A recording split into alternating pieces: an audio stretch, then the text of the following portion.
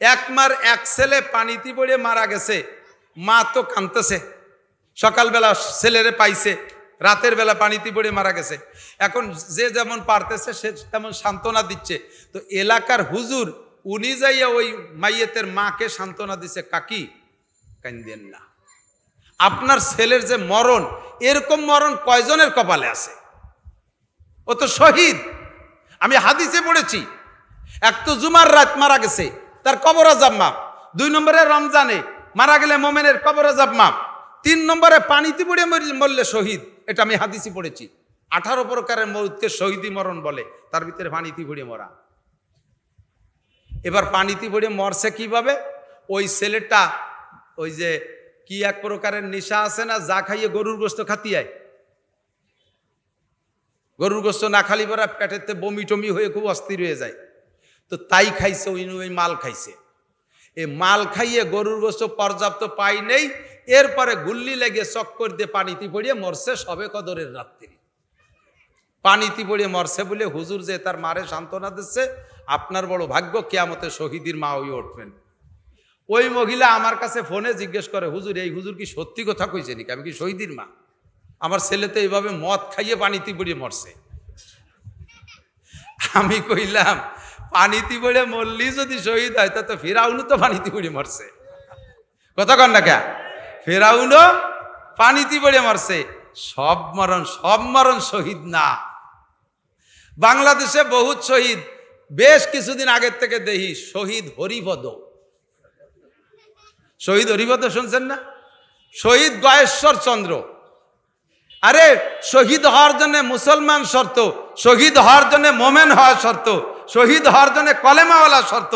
অমুসলমান ইসলামের পক্ষে, অমুসলমান ইসলামের পক্ষে যদি কাফেরের মোকাবেলায় লড়াই করে, মুসলমানদের দলে আইসা কাফেরের মোকাবেলায় লড়াই করছে, সে মরণকাল পর্যন্ত কাফের, অথচ মুসলমানের পক্ষে সে লড়তে লড়তে মারা গেছে ওই ময়দানে, খোদার কসম সেটা শহীদ না, যদিও ইসলামের পক্ষে সে কাজ করে থাকে।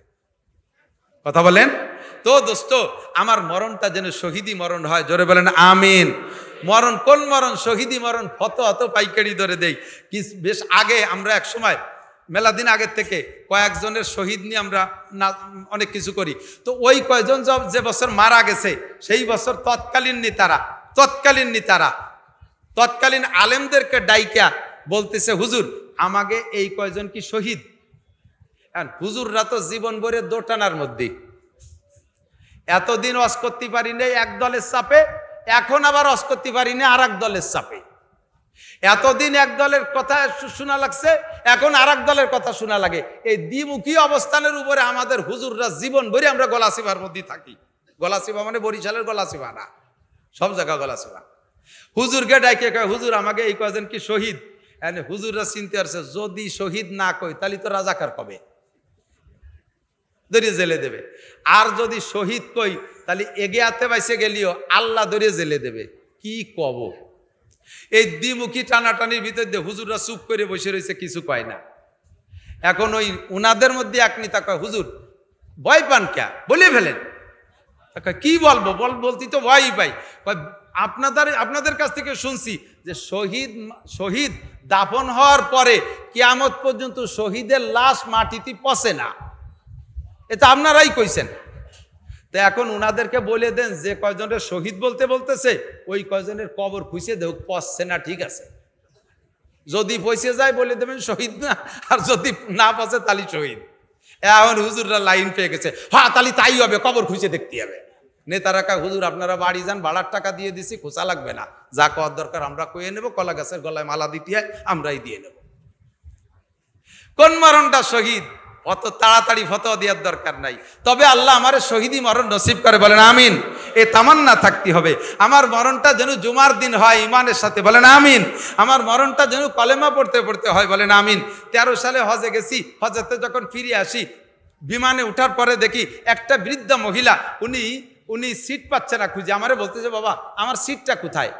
তো আমি বললাম যে সিট আপনার, আমি দিচ্ছি খুঁজে। তা আপনার সাথে কো, আর সাথী লোক কো? আপনি কি একা আসছেন হজে? কয় না, একা আসি নাই, আসছিলাম তোমার কাকারে নিয়ে।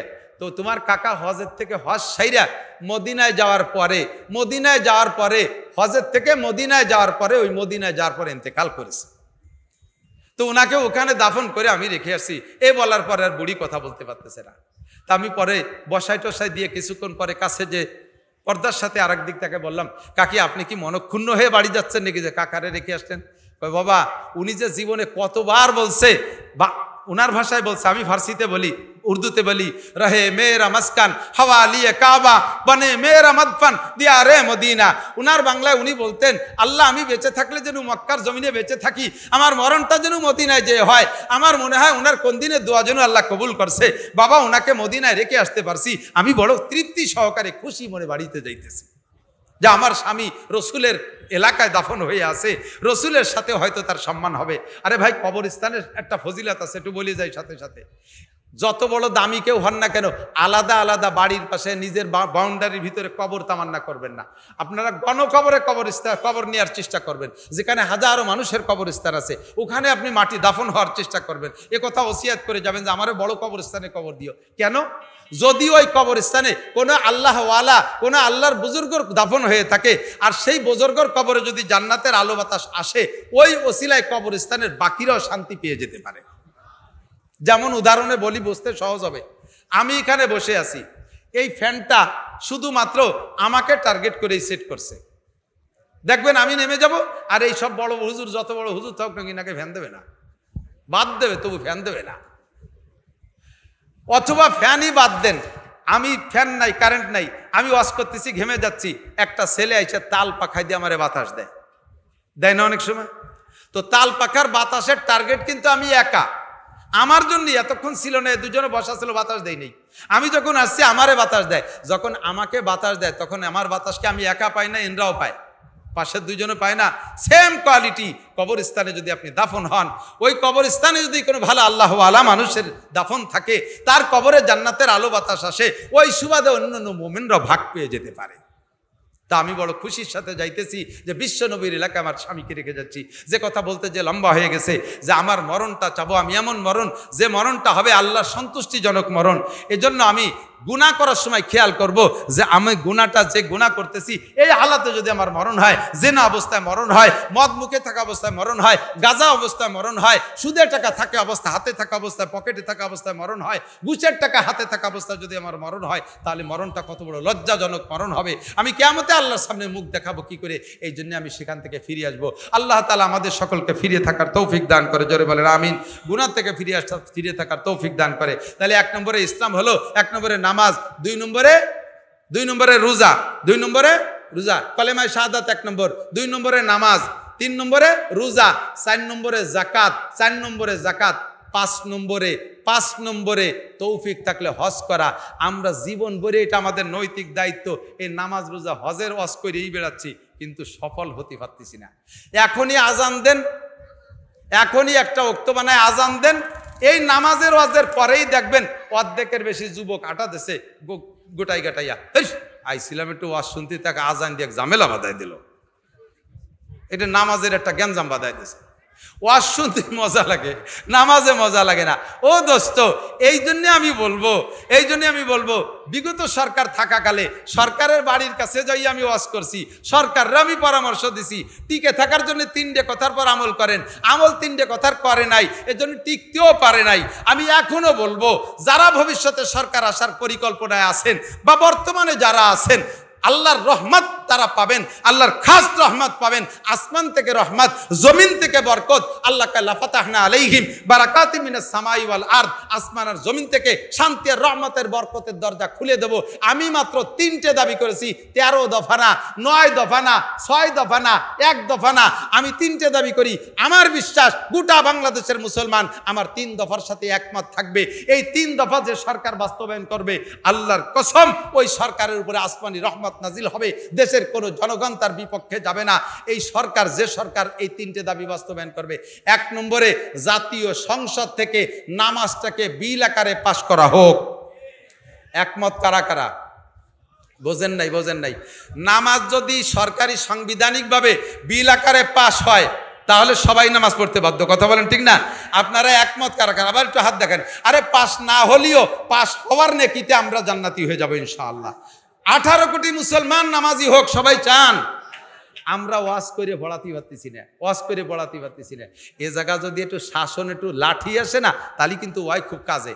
যারা আমার বয়সী বা তার সাথে বেশি বয়সী তারা সাক্ষী দেন।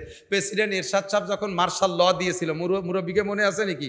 মনে আছে? মার্শাল ল, এরশাদ সাহেবের মার্শাল ল, সেনাবাহিনীর শাসন। সে মার্শাল লতে কি ছিল যুবকরা জানো না? ওই সময় এই মহিলারা খালি মাথায় বেরোইলে চুলে আলকাতরা মাখাই দিত। আর এই 6 ইঞ্চি ব্লাউজ, প্যাট বেরোনো ব্লাউজ পরে বের হইলে প্যাটে আলকাতরার পালিশ দিয়ে দিত। এই আলকাতরার পালিশ আর চুলে আলকাতরা, এটা হাজার হাজার লাখ লাখ মেয়েরে দেয় নাই। সারা বাংলাদেশ খুঁজলে হয়তো 50টা মেয়েরে হয়তো আলকাতরা মাখাইছে। তাতে বাংলাদেশের সমস্ত মহিলাদের ব্লাউজ রাতারাত লম্বা হয়ে প্রায় পাঞ্জাবি হয়ে যার কায়দা। ওয়াজের সাথে সাথে কিছু লাগে, আমি মাঝে মাঝে বলি, আইসে গেছে একটু কয়ে যায়। বিরক্ত হচ্ছেন আপনারা? বুঝছি, মনে আছে। টাকা লাগবে কয়টা? বুঝছি, টাকা দিয়ে যাই। আমি যত ভালো ওয়াজ করি আপনারা খুশি থাকবেন, যতক্ষণ টাকা কালেকশন না করবে দুইজনের পরানে পানি নাই। আমি কালেকশন পারি না, 1 টাকাও দেবেন না কেউ। বসেন ওয়াজ হবে, বসেন নিরিবিলি ওয়াজ হবে, 1 টাকাও কেউ দেবেন না। এই জীবন ভরে পর্দা রস করি। আমাদের বাড়ির পাশে নদী, মহিলারা নদীতে যে গোসল করে, মহিলারা নদীতে যে গোসল করে, জায়গায় কাপড় পাল্টাইয়ে বাড়ি আসে। সুবহানাল্লাহ, সুবহানাল্লাহ বলে দিদি কি বুঝা পড়ছে? মহিলারা নদীতে যে গোসল করিয়া ঘাটের থেকে কাপড় পাল্টাইয়া বাড়ি আসে, এটা সুবহানাল্লাহ কন্যা কি বিল্লাহ নাউজুবিল্লাহ। আমি বহু ওয়াজ করছি সে নদীর পাড় দিয়ে, কোনো মহিলারে ঠেকাতে পারি না। গত বছরের আগের বছর দক্ষিণবঙ্গে জলোচ্ছ্বাসের পানি উঠে আইসা আমাদের ছোট ছোট নদীতে পানি ঢুকে গেছে। তা আমার মাদ্রাসার কাছে যে নদী, আমার মাদ্রাসার ছেলেরা ওই নদীতে গোসল করে। ছেলেরা নদীতে সকালবেলা গোসল করতে দেয় যে কুমির 3টে ভেসে পড়ছে। কুমির কুমির হাজার হাজার মহিলারা নদীতে গোসল, যখন শুনছে কুমির আর এক মহিলাও নদীতে নাই, সব কাপড় চোপড় বেলায় তুই দৌড়। জীবন ভরে নদীতে গোসল করার ওয়াজ করলাম, বেপর্দার বিপক্ষে ওয়াজ করলাম। মহিলাদেরকে নদীর ঘাটেতে তাড়াতে পারি না, 3 কুমিরই তাড়াই দিছে।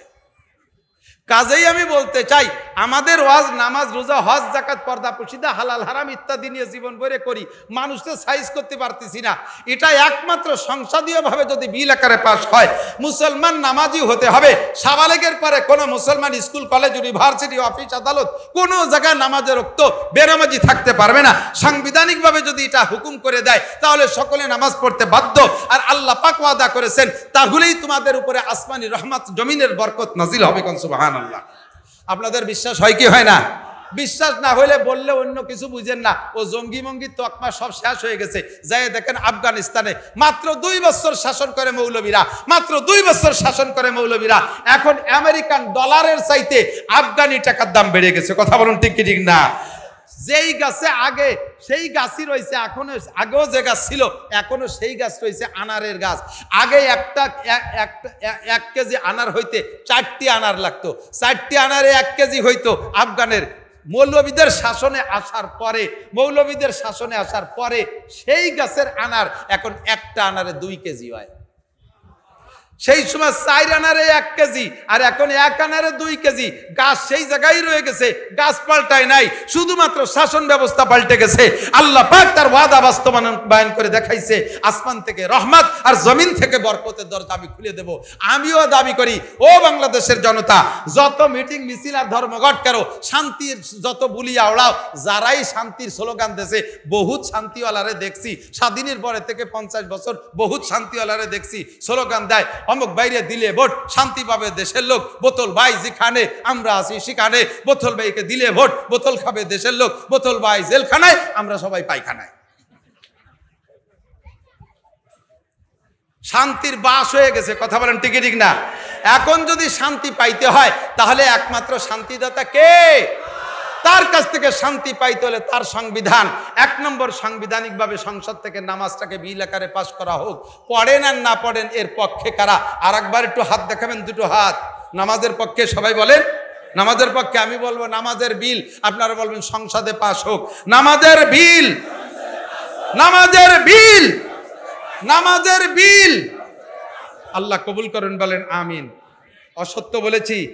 এ কথার বিপক্ষে আওয়ামী লীগ, বিএনপি, জামাত, জাতীয় পার্টি যত দল আছে, বিপক্ষে যার কায়দা আছে, খালি নামে মুসলমান হলিয়া সবাই একমত, ঠিক কি ঠিক না?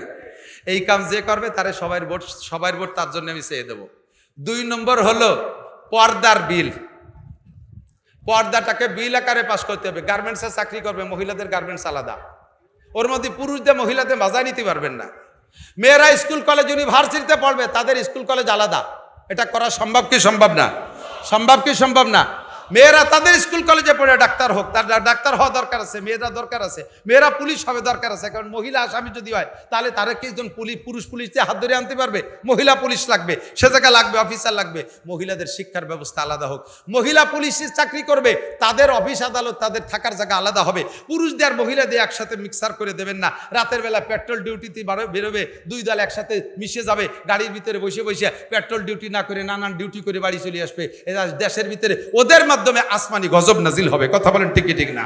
কাজে আলাদা ডিপার্টমেন্ট ভাগ হয়ে যাক, পর্দার পরিবেশ করতে হবে, এটা সাংবিধানিক ভাবে। পার্কগুলোকে নামায় দেন, পুলিশ বাহিনী, র্যাব কুবরা নামাই দিয়ে পার্কের ভিতরে জোড়া ভেঙে দেন। 2 জন গাছতলা বসে বসে কি সুরভাতে মস্ক করে? কথা কয় না? সুবহানাল্লাহ সুবহানাল্লাহ পড়ে। নামাজের 13 ফরজ মস্ক করে, যা করার তাই করে। উরা গজব নামায়, খাই দাইবে বুড়ির পাশায় হাত, খালি কয় যে দেশে মৌলবী বাড়ছে বলে ক্ষুধার গজব বাড়ছে। এ আর যত দোষ নন্দ ঘোষ, খালি আমরা মৌলবীরা দোষী, উন্না সাধ্য হতে তলিরাটি। 2 নম্বর ফতোয়া দিয়ে দিলাম, সংসদীয়ভাবে পর্দা বিল আকারে পাশ করা হোক। মহিলাদের বাজার ঘাট করবে, পর্দার সাথে করবে, স্কুল কলেজে পড়বে, পর্দার সাথে করবে। আপনারা একমত? একমত? লাস্টবার হাত দেখতে চাই। 3 নম্বর হলো জাকাতটা বিল আকারে পাশ করা হোক। জাকাত, জাকাত, জাকাত এই ইনকাম ট্যাক্স, এটা জাকাত না। ইনকাম ট্যাক্স জাকাত না। জাকাতটা স্বচ্ছভাবে আদায় করে ভালো মানুষের মাধ্যমে বন্টন করা হোক। যার কাছে বন্টন করতে দিয়েছেন তার অবস্থা হবে কায়দা, সে আল্লাহরই মানে না, সে জাকাত মানে কি করে? জাকাতের টাকা আমাদের সৌদি আরবে আমরা হজ করতে যাইয়া দুম্বা জুবই দিয়ে কুরবানি করে চলে আসি, ও খাই না আমরা। পরে সেই দুম্বা ভাগ করে দেয় গরিব দেশে। বাংলাদেশ পায় সবচেয়ে বেশি, বাংলাদেশ পায় সবচেয়ে বেশি। ওই শুরুতে কয় বছর দুম্বা দেখতাম, এরপরে সে দুম্বা আর আসে না মনে হয়। সে দুম্বা যায় কোন জায়গা আল্লাহ জানে।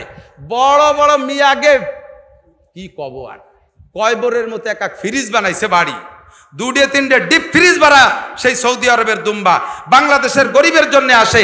আর বড় বড় নেতাদের ডিপ ফ্রিজের ভিতরে দুম্বা ঢোকে, জাকাত আদায় করিয়ে না তারা খেয়ে ফেলে। তা হবে না কোনোদিনও। গুরবা বীরো সাগুজিরো মুশেরা দার বাকুনাত ইচুনি আর কানে দৌলত মুলকে রাবি রাকুনাত। ও দোস্ত, হোটেলের মালিক সারাদিন ডিউটি করতে করতে ক্লান্ত হয়ে গেছে, এখন একটু তার বাথরুমে চাপ দিয়েছে, এখন হোটেল একাই পরিচালনা করে। এই হোটেলের মালামাল কার কাছে দায়িত্ব দিয়ে যাবে? তো গোশের কামলা একটা কুত্তো বসা ছিল, কুত্তরে ডেকে গেল তুই এই গোষ্ঠুক পাহারা দিস, আমি একটু বাথরুমেতে আসি। ভাজা মাছ রয়েছে এভাবে, ইলিশ মাছ ভাজা, বিড়ালটা ডেকে গেল তুই একটু লক্ষ্য করিস কেউ যেন খেয়ানত না করে। চাউলির বস্তার দায়িত্ব দেখেছে ইঁদুরির কাছে, তুই একটু দেখিস, আমি একটু বাথরুমেতে আসি। উনি যদি ও জায়গা ঘন্টাখানিক দেরি হয় আইসে কোনো তাক পাবে জায়গা মতো কথা বলেন। সে কুত্তই গোশের আড়ি ধরে নিয়ে গেছে, আর বিড়ালে মাছের কাটাকুটো সহ খেয়ে ফেলাইছে, আর ইঁদুরি বাস্তার আন্ডারগ্রাউন্ডে বাংকার খুঁজে বস্তার তলা হুটুরি বারোই নিয়ে চলে গেছে। এইরকম পার্টির কাছে যদি এই জাকাতের টাকা বন্টন করতে দেন ওইভাবেই চলে যাবে। কাজেই স্বচ্ছ মানুষ তৈরি করিয়া যদি জাকাতের টাকা বের করে ভাগ করা হয় তাহলে এই দেশে কোনো ভিক্ষুক থাকবে না, গরিব থাকবে না, মাদ্রাসাওয়ালাদের কষ্ট হবে না, আপনাদের কাছে কালেকশন করা লাগবে না ইনশাআল্লাহ। মাদ্রাসায় এতিম মিসকিন অসহায় কাঙ্গাল দুঃখিনী বিধবাদের বাচ্চা কাচ্চারাই বেশি পড়ে। হুজুর আলাইহিস সালাতু ওয়াস সালাম একদিন সাহাবাই কেরামদেরকে নিয়ে বসা, বয়ান করতেছেন, কথা বলতেছেন। মুহাদ্দিসিনে কেরাম হাদিসটার নাম রেখেছে হাদিসে জিব্রাইল। এই হাদিস হুজুর আলাইহিস সালাতু ওয়াস সালাম আর জিবরিল আলাইহিস সালাতু ওয়াস সালামের মাধ্যমে কথোপকথন নিয়ে লম্বা একটা হাদিস। হাদিসের বর্ণনাকারী হযরত ওমর ইবনে খাত্তাব রাদিয়াল্লাহু তাআলা আনহু। সবাই খেয়াল করতেছেন তো? হযরত ওমর ইবনে খাত্তাব রাদিয়াল্লাহু তাআলা আনহু বলেন, বাইনামা নাহনু ইনদা রাসূলিল্লাহি সাল্লাল্লাহু আলাইহি ওয়াসাল্লাম, আমরা একদা হুজুর আলাইহিস সালাতু ওয়াস সালামের সামনে বসা ছিলাম। ইজতলা আলাইনা রজুলুন শাদীদু বায়াদিস সিয়াব, ইতিমধ্যে আমাদের মাঝে একটা লোক উদয় হলো। আরবিতে তুলু মানে উদয় হওয়া। আমরা স্বাভাবিকভাবে জানি উদয় হয় চন্দ্র, সূর্য, তারকা, নাকি বলেন? মানুষ আসলে আগমন হয়, মানুষের আগমন ঘটে। হযরত ওমর বলতেছেন আমাদের মাঝে একটা লোক উদয় হলো। কেন বললেন? কয় চন্দ্র সূর্য উদয় হলে যেমন দুনিয়ার অন্ধকার কেটে আলো হয়ে যায়, এমনিতেই হুজুর আলাইহিস সালাতু ওয়াস সালামের উপস্থিতিতে মজলিসটা হুজুরের নুরানি চেহারার কারণে আলোকোজ্জ্বল ছিল। তথাপি ওই লোকটা আসার কারণে মনে হয় যেন মজলিসের আলো আরো বেড়ে গেল। তাতে আমরা বলতে বাধ্য যে চন্দ্র সূর্য উদয়ের মতো আমাদের মাঝে যেন একটা নতুন লোক উদয় হলো। লোকটা আসছেন সবার পিছে। আমরা যখন হুজুরের সামনে বসি তখন আমাদের বসার অবস্থা থাকতো এমন, নবী আলাইহিস সালাতু ওয়াস সালাম বসে বয়ান করতেন, খোলা মাঠ, ফাঁকা জায়গা। তো আমরা যার যার কায়দায় নিজ পরিমাণ মতো জায়গা নিয়ে বসতাম। হুজুর আলাইহিস সালাতু ওয়াস সালাম যখন বয়ান শুরু করতেন, এক তো হুজুরের নুরানি চেহারার আকর্ষণ, দ্বিতীয়ত কোরআনের বয়ানের আকর্ষণে আমরা শুধু সামনের দিকে আগাইতাম।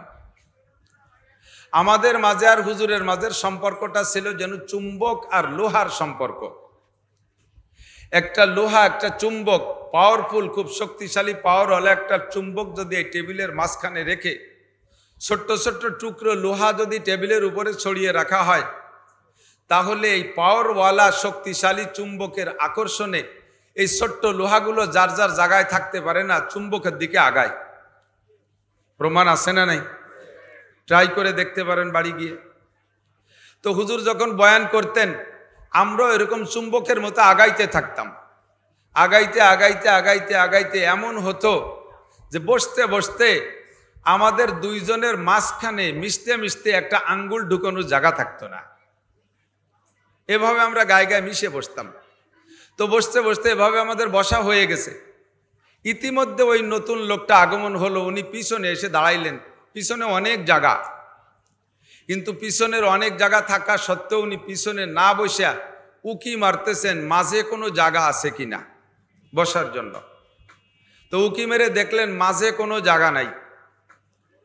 আছে জায়গা, হুজুর আলাইহিস সালাতু ওয়াস সালাম বসছেন, আর সবচাইতে সামনে যেই লোকটা বসা, সিদ্দিক আকবর, আবু বকর, দুইজনের মাঝখানে একজন মানুষ বসতে পারে এতটুক জায়গা ফাঁকা আছে। লোকটা পিছনতে উকি মেরে দেখে মাঝখান দিয়ে ফাড়তে ফাড়তে ফাড়তে ফাড়তে আইসা ওই সামনের ওই জায়গাটা বসলেন। হযরত ওমর বলতেছেন, হাত্তা জালাসা ইলান নবী সাল্লাল্লাহু আলাইহি ওয়াসাল্লাম, লোকটা আইসা হুজুর আলাইহিস সালাতু ওয়াস সালামের সামনে বসলেন। লা ইউরা আলাইহি আসারুস সফর ওয়ালা লা ইউরা আলাইহি আসারুস সফর ওয়ালা ইয়ারিফুহু মিন্না আহাদুন শাদীদু বায়াজিস সিয়াব ওয়া শাদীদু সাওয়াদিস শার। লোকটার বাস্তব অবস্থা ছিল এমন, লোকটাকে আমরা কেউ চিনি না।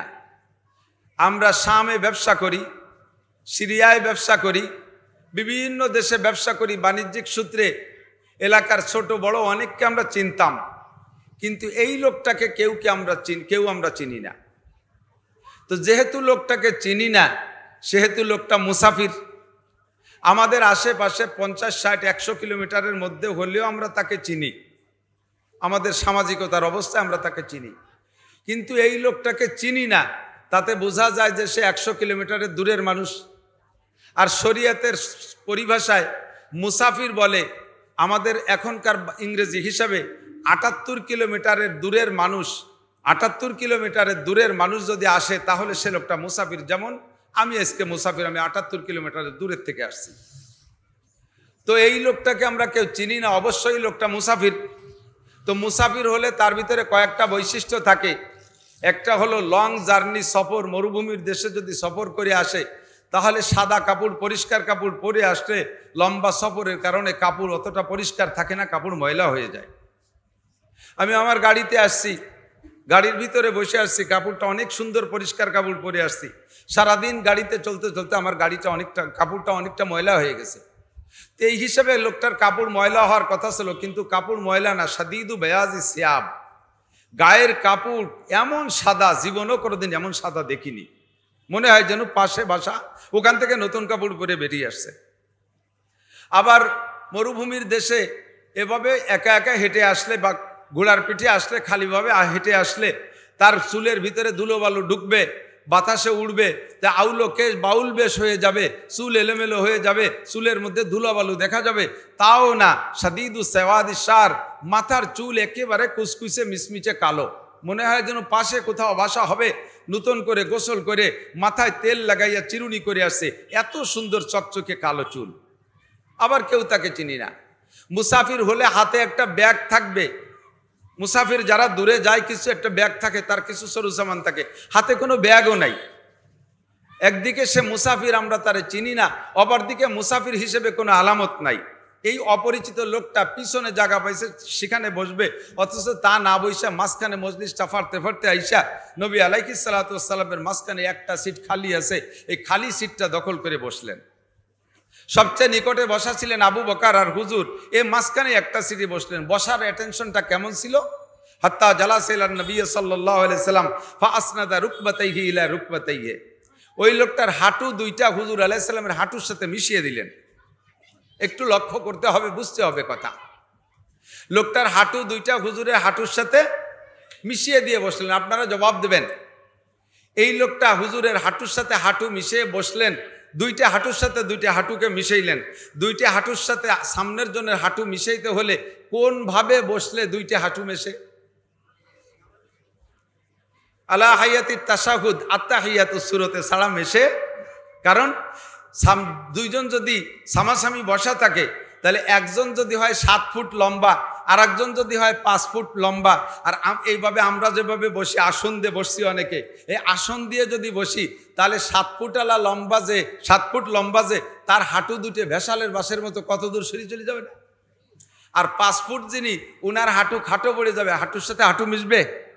আর যদি আমরা স্বাভাবিকভাবে অনেক সময় হাঁটু উঁচু করে দিয়ে বসি, সেভাবে যদি দুইজন বসে, তাহলে 7 ফুটালার হাঁটু 5 ফুটালার মাথার কাছে চলে যাবে না? হাঁটুর সাথে হাঁটু মিশবে না। তো হাঁটুর সাথে হাঁটু মিশাইয়া বসার জন্য কেমন বসা সুন্নাত? আত্তাহিয়াতুস সূরাতে বসা সুন্নাত। আপনি এখানে মজলিসে যখন বসবেন, ও মজলিসটাও কিন্তু বয়ানের মজলিস, ও মজলিসটা ওয়াজের মজলিস। ওই মজলিসে বয়ান করতেছেন বিশ্ব নবী, আখিরি নবী মুহাম্মদুর রাসূলুল্লাহ সাল্লাল্লাহু আলাইহি ওয়াসাল্লাম। শ্রোতা ছিলেন কিয়ামত পর্যন্ত আনেওয়ালা সমস্ত মানুষের মধ্যে শ্রেষ্ঠ শ্রোতা, যাদের সম্পর্কে আল্লাহ পাক নিজে বলেছেন রাদিয়াল্লাহু আনহুম ওয়া রাদু আন, তারা আমার পর সন্তুষ্ট, আমি তাদের পর সন্তুষ্ট হয়ে গেলাম। নবী আলাইহিস সালামের প্রিয় সাহাবায়ে কিরাম শ্রোতা ছিলেন, তারা সেখানে বসা ছিলেন। এই সমস্ত মানুষের উপস্থিতিতে লোকটা এসে বসলেন আত্তাহিয়াতুস সূরাতে। এবার বসার পরে উনার হাত দুটো রানের উপরে রাখলেন। হাদিসে আসছে ওয়াদা কাফাইহি আলা ফাকিজাইহি, উনার হাত দুটো হুজুরের রানের উপরে রাখলেন। মুহাদ্দিসিনে কিরাম দুই রকম বলেন, হয়তো নিজের রানের উপরে হাত দুটো রাখছেন, এটা বসার সর্বশ্রেষ্ঠ আদব, অথবা হুজুরের রানের উপরে হাত রাখছেন। যদি নিজের রানের উপরে হাত রাখে, তাহলে আদবের সর্বশ্রেষ্ঠ সিস্টেম, এটা প্রমাণ করার জন্য, শিক্ষা দেওয়ার জন্য বসছেন। আর যদি বলা হয় হুজুরের রানের উপরে হাত দিয়েছেন, তাহলে এটা কেন হাত দিলেন? উনি বিশেষ কিছু আলোচনা নিয়ে এসছেন, যেই আলোচনাটা হুজুর আর উনার ভিতরে খুব গভীরভাবে হতে হবে। উনার কথা হুজুরের শুনতে হবে, হুজুরের কথা উনার শুনতে হবে। তো বক্তার শ্রোতার ভিতরে গভীর সম্পর্ক আর তাল্লুক পয়দা করার জন্য, মনোনিবেশ তৈরি করার জন্য এমনভাবে বসলে যে আপনি যদি উঠে সামনে এসে আমার রানের উপরে হাত দেন, তখন আমার নৈতিক দায়িত্ব হবে যে আমার চোখ বা আমার খেয়াল অন্য দিক যাবে না, আপনার দিকেই যাবে। কথা বলেন ঠিক কিনা? আর আমি যা বলবো তা আপনি অবশ্যই লক্ষ্য করে শুনবেন।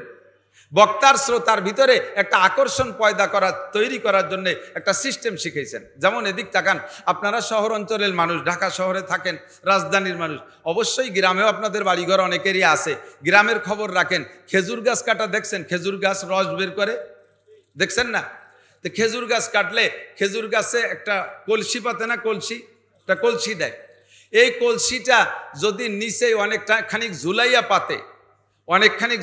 পাতে, ঢিলা করে পাতে, তখন বাতাসে আর কাকশালিকে ধাক্কা মারে, আর ওইটার মুখ এদিক সেদিক নড়াচড়া করে।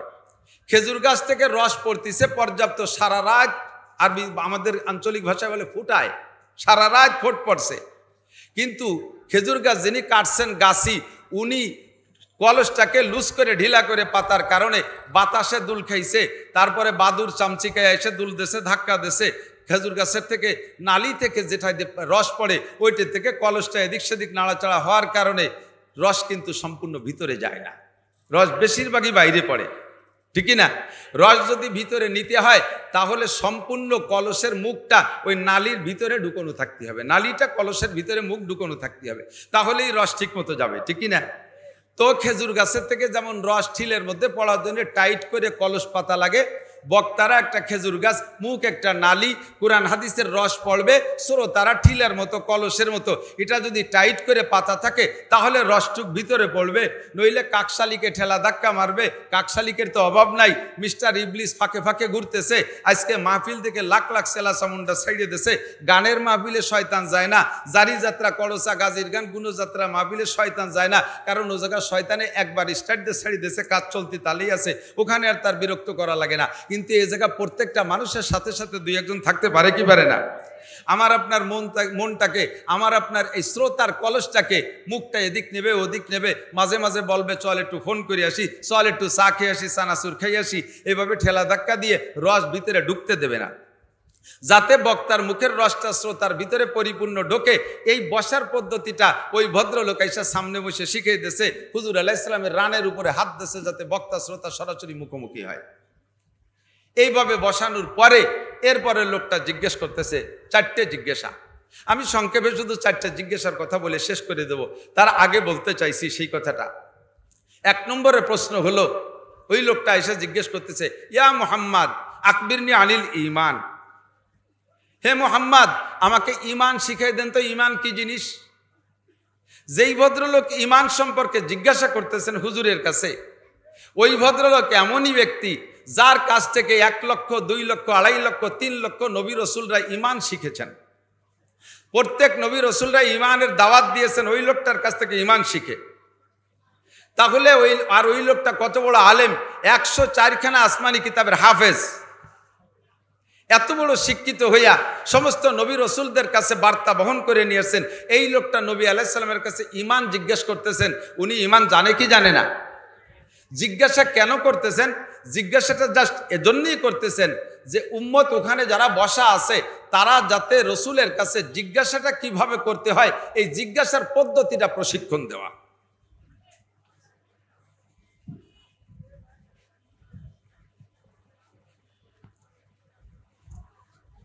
কিয়ামত পর্যন্ত হাদিসটা থাকবে, চলবে, কিয়ামত পর্যন্ত ইনশাআল্লাহ বয়ান হবে, বক্তারা বয়ান করবে, শ্রোতারা শুনবে। শ্রোতাদের ভিতরে কোনো জিজ্ঞাসার প্রশ্ন আসতে পারে, এই জিজ্ঞাসার প্রশ্নটা কিভাবে বক্তার কাছে করতে হবে তার পদ্ধতি শিক্ষা দেওয়া। মাঝে মাঝে উদ্ভট জিজ্ঞাসা আমাদের মাহফিলের ভিতরে হয়ে থাকে, আশা করি ইনশাআল্লাহ আর সামনে এ জাতীয় জিজ্ঞাসা হবে না, এ জাতীয় বাধা ইনশাআল্লাহর হবে না। দাঁড়াইয়া সাথে সাথে বলে, হুজুর এগুলো বাদ দিয়ে বলেন, হুজুর এইটা বলেন আর ওইটা বলেন না। এরকম বলার যুগ একসময় আমাদের বাংলাদেশে ছিল কি ছিল না? হুজুর এইটা বলেন ওইটা বলেন না, হুজুর এ জাতীয় কথা, রাজনীতি কথা হয়ে যাচ্ছে, এগুলো বাদ দিয়ে বলেন, যাতে বক্তার মুখের পর শ্রোতারা এরকম উদ্ভট এলোমেলো বেয়াদবের মতো প্রশ্ন না করে। প্রশ্ন করার সিস্টেম কি, জিজ্ঞাসা করার পদ্ধতি কি, এই পদ্ধতি শিক্ষা দেওয়ার জন্য ভদ্রলোক এমনভাবে বিনয়ের সাথে জিজ্ঞাসা করতেছে কেমন যেন উনি কিচ্ছু জানে না, ঈমান সম্পর্কে বিলকুল জানেই না। তাই মুহাম্মদুর রাসূলুল্লাহর কাছে বলতেছে, ইয়া মুহাম্মদ ইয়া মুহাম্মদ ইয়া মুহাম্মদ আকবিরনি আনিল ঈমান, হুজুর আমার একটু ঈমান বলে দেবেন, ঈমান কি জিনিস? নবী আলাইহিস সালাতু ওয়াস সালাম উনাকে অবশ্যই চিনছেন, কিন্তু চেনার পরও না চেনার ভান করে লোকটার প্রশ্নের জবাব দিয়ে সাহাবায়ে কিরামদেরকে শিক্ষা দিচ্ছেন। কলা আনতুমিনা বিল্লাহি ওয়া মালাইকাতিহি ওয়া কুতুবিহি ওয়া রুসুলি ওয়াল ইয়াউমিল আখিরি ওয়াল কদরি খাইরিহি ওয়া শাররিহি মিনাল্লাহি তাআলা ওয়াল বাসি বাদাল মাউত। হুজুর জবাব দিলেন, আনতুমিনা বিল্লাহ, ঈমান 7টা জিনিসের উপরে বিশ্বাসের নাম। বলুন কয়টা? একটু মুখে বলবেন কয়টি? এইটাকে একসাথে আমরা বলি ঈমানে মুফাসসাল। এইটা শুধু আপনি অন্তরে বিশ্বাস করলে হবে না, এটাকে আপনার মুখেও স্বীকার করতে হবে। আরবিতে আপনাকে পড়া লাগবে, আরবিতে পড়া লাগবে, এই কলেমা আরবিতে পড়া লাগবে আপনার ইমান এনে মোমেনের খাতায় নাম লেখার জন্য। শুধু অন্তরে বিশ্বাস থাকলে আপনি মোমেন হতে পারবেন না যতদিন পর্যন্ত মুখে না বলবেন। এই জন্য আমি সকলকে দিয়ে একবার পড়াবো, একটু আমার সাথে পড়বেন। আমার বিশ্বাস এর ভিতরে ইন্টারভিউ নিলে বহুত মানুষ বের হবে যারা ইমানে মুফাসসাল পড়তে পারেন না। এরকম ভালো ভালো দিনদার মানুষ আছে না নাই? কথা কয় না? আরে কলেমা লা ইলাহা ইল্লাল্লাহু মুহাম্মাদুর রাসূলুল্লাহ এও পড়তে পারে না, এরকম মুসলমান আছে না নাই? আমি একবার গেছি এক এলাকায় মাহফিলে, জায়গার নাম বলবো না, সেই এলাকার মানুষ থাকলে হয়তো মনে মনে লজ্জা পাবে। সেখানে মাহফিলে গেছি, তো অন্য এক এলাকার থেকে তবলিগের একটা জামাত আসছে ওই মাহফিলের পাশে এক মসজিদে। 3 দিন শেষ হয়ে গেছে, আগামীকাল সকালে চলে যাবে। তা আজকে রাত্রে মাহফিল, জামাতের আমির সাহেব 2-3 জন সাথী নিয়ে আসছে আমার মাহফিলে। জানে যে আমি প্রত্যেকটা মাহফিলে তবলিগির কথা বলি, এই জন্যই তবলিগওয়ালারা আমার একটু বেশি ভালোবাসে। পীর মাশায়েখদের কথা বলি, চরমনাইওয়ালারা আমার ভালোবাসে, হক্কানি পীর সাহেবরা ভালোবাসে। তো ওই তবলিগের ওই আমির সাহেব আইসা, আমি স্টেজে যার আগে ঘরে বসা অবস্থায় আমার সাথে একটু খোঁজ গল্পের ভিতর দিয়ে বলতেছে, হুজুর আপনি সারা বাংলাদেশে তবলিগের গল্প করে বেড়ান, তবলিগের তশকিল করেন, আপনার নিজের এলাকায় এই জায়গায় তবলিগ করেন না? বলে হ্যাঁ তাও তো করি। কয় না, তা তো মনে হয় না। বলে ঘটনা কি? আমি এই মসজিদে 3 দিন আসছি, প্রথম দিন আইসে মুসল্লিদেরকে বসাইয়া কলেমার ইন্টারভিউ নিছি, তাতে অর্ধেক মানুষ কলেমা পারে না। অর্ধেক মুসলমান মসজিদে নামাজ পড়তে আসে, কলেমা পারে না, প্রথম কলেমাই পারে না। এরপরে এই 2 দিন শিখানোর পরে মোটামুটি সবাই পারে গেছে, 3 বুড়ো মোটে পারেই না, আজও পারে না। এই 3 বুড়োরে আজকে ইশার নামাজের পরে কলেমার ইন্টারভিউ নিলাম। আজকেও পড়াইতে যে আমি পড়ানোর পরে আজও পড়াইছি, তারপরে জিজ্ঞেস করলাম বলেন তো কলেমা? এই 3 বুড়োর একই কলেমা, লা ইলাহা মুহাম্মাদুর রাসূলুল্লাহ, ইল্লাল্লাহ কয় না, লা ইলাহা মুহাম্মাদুর রাসূলুল্লাহ। দিলাম ধমক, মিয়া 60 বছর 70 বছর বয়স হয়ে গেছে, নামাজ পড়তে পড়তে কপালে দাগ হয়ে গেছে, কলেমাটাই যদি তুমি পড়তে না পারো তাহলে নামাজের কি গুড়ার ডিম পারো? সূরা কিরাত তুমি কি পারো? আলহামদুলিল্লাহ সূরা তুমি কি পারো? সূরা ইখলাসের কি পারো? তুমি আত্মায়াত কি পারো? তুমি দোয়া কুনুতের কি পড়ো? তুমি কলেমাটাই পড়তে পারো না। তো বুড়ো আমারে ধমক দিয়ে, কামিয়া কলেমা কি ভুল পড়ছি? কয় কলেমা তো হবে এই, আপনি পড়ে নেই। কয় যে সব জায়গার কলেমা একরকম না, আপনাকে এলাকার কলেমার মধ্যে ইল্লাল্লাহ আছে, আমাকে ওপারে কলেমা ইল্লাল্লাহ আছে, এইবারে কলেমায় নাই। তো কলেমা কি জিলায় জিলায় আলাদা কলেমা নাকি? কথা বলেন, একটু বলেন, জিলায় জিলায় আলাদা কলেমা? অনেক কিছু আমরা আঞ্চলিক বানাই নিছি, বলতে গেলে গায়ে পড়বে, এজন্য আমি সব কথা সব দিক বলি না। একটু হিসাব নিকেশ করে কথা খেয়াল করে বুঝে নিতে হবে। কলেমা সারা পৃথিবীতে একই রকম। কথা বলেন ঠিক ঠিক না? ভারতের একটা মহিলার বক্তব্য শুনেছিলাম, কয় যে আমি নিজে হিন্দু মহিলা, আমি নিজে যদিও হিন্দু, তবে ইসলাম ধর্মের উপরে আমি দুর্বল, ইসলাম ধর্ম আমার ভালো লাগে, আমি এখনো হিন্দু, তবে ইসলাম আমার ভালো লাগার কারণ হলো আমার ভারতে 21টা প্রদেশ আছে, ভারতের 21টা প্রদেশের 21 জন দেবতা, 21 জন ভগবান। এ প্রদেশে যাকে ভগবান মানে আর এক প্রদেশে তারে মানে না। আর এই ভগবান শব্দ বুঝাইতে যাইয়া এক এক ভাষায় এক এক রকম, কোনো ভাষায় এক এক ভাষায় এক এক রকম বলে। আমরা ভগবান বলি, আর একজনরা আর একটা বলে, আর একজনরা আর একটা বলে। এই সব মিলিয়ে দেখলাম আমাদের এই হিন্দু ধর্মের ভিতরে সবচাইতে জগা খেচড়ি, অথচ ইসলামের ভিতরে দেখি বাংলাদেশের মুসলমানদের সৃষ্টিকর্তাও তারা বলে। জোরে বলেন কি? আমেরিকার মুসলমানদের সৃষ্টিকর্তার নাম কি? জাপানের মুসলমানদের সৃষ্টিকর্তার নাম কি? উনি প্রায় 100টা দেশের নাম বলল। সারা পৃথিবীর মুসলমানরা এক আল্লাহ বিশ্বাসী, তাদের কলেমা লা ইলাহা ইল্লাল্লাহ মুহাম্মাদুর রাসূলুল্লাহ, আল্লাহ ছাড়া কোনো মাবুদ, জোরে বলেন, আসতে বলেন কেন, ভয় পাওয়ার দিন শেষ। কথা বলেন ঠিক ঠিক না? আল্লাহ ছাড়া কোনো মাবুদ। আর নবী, শেষ নবীর নাম কি?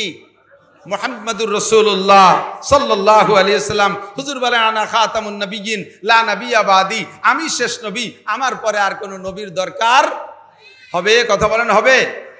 কাজেই আমরাও দীর্ঘকাল পর্যন্ত বলে আসতেছি, বাংলাদেশ সংখ্যাগরিষ্ঠ মুসলিম কান্ট্রি, কোনো সরকারকে দিয়ে আমরা একটা জিনিস ঘোষণা দিয়াইতে পারি নাই।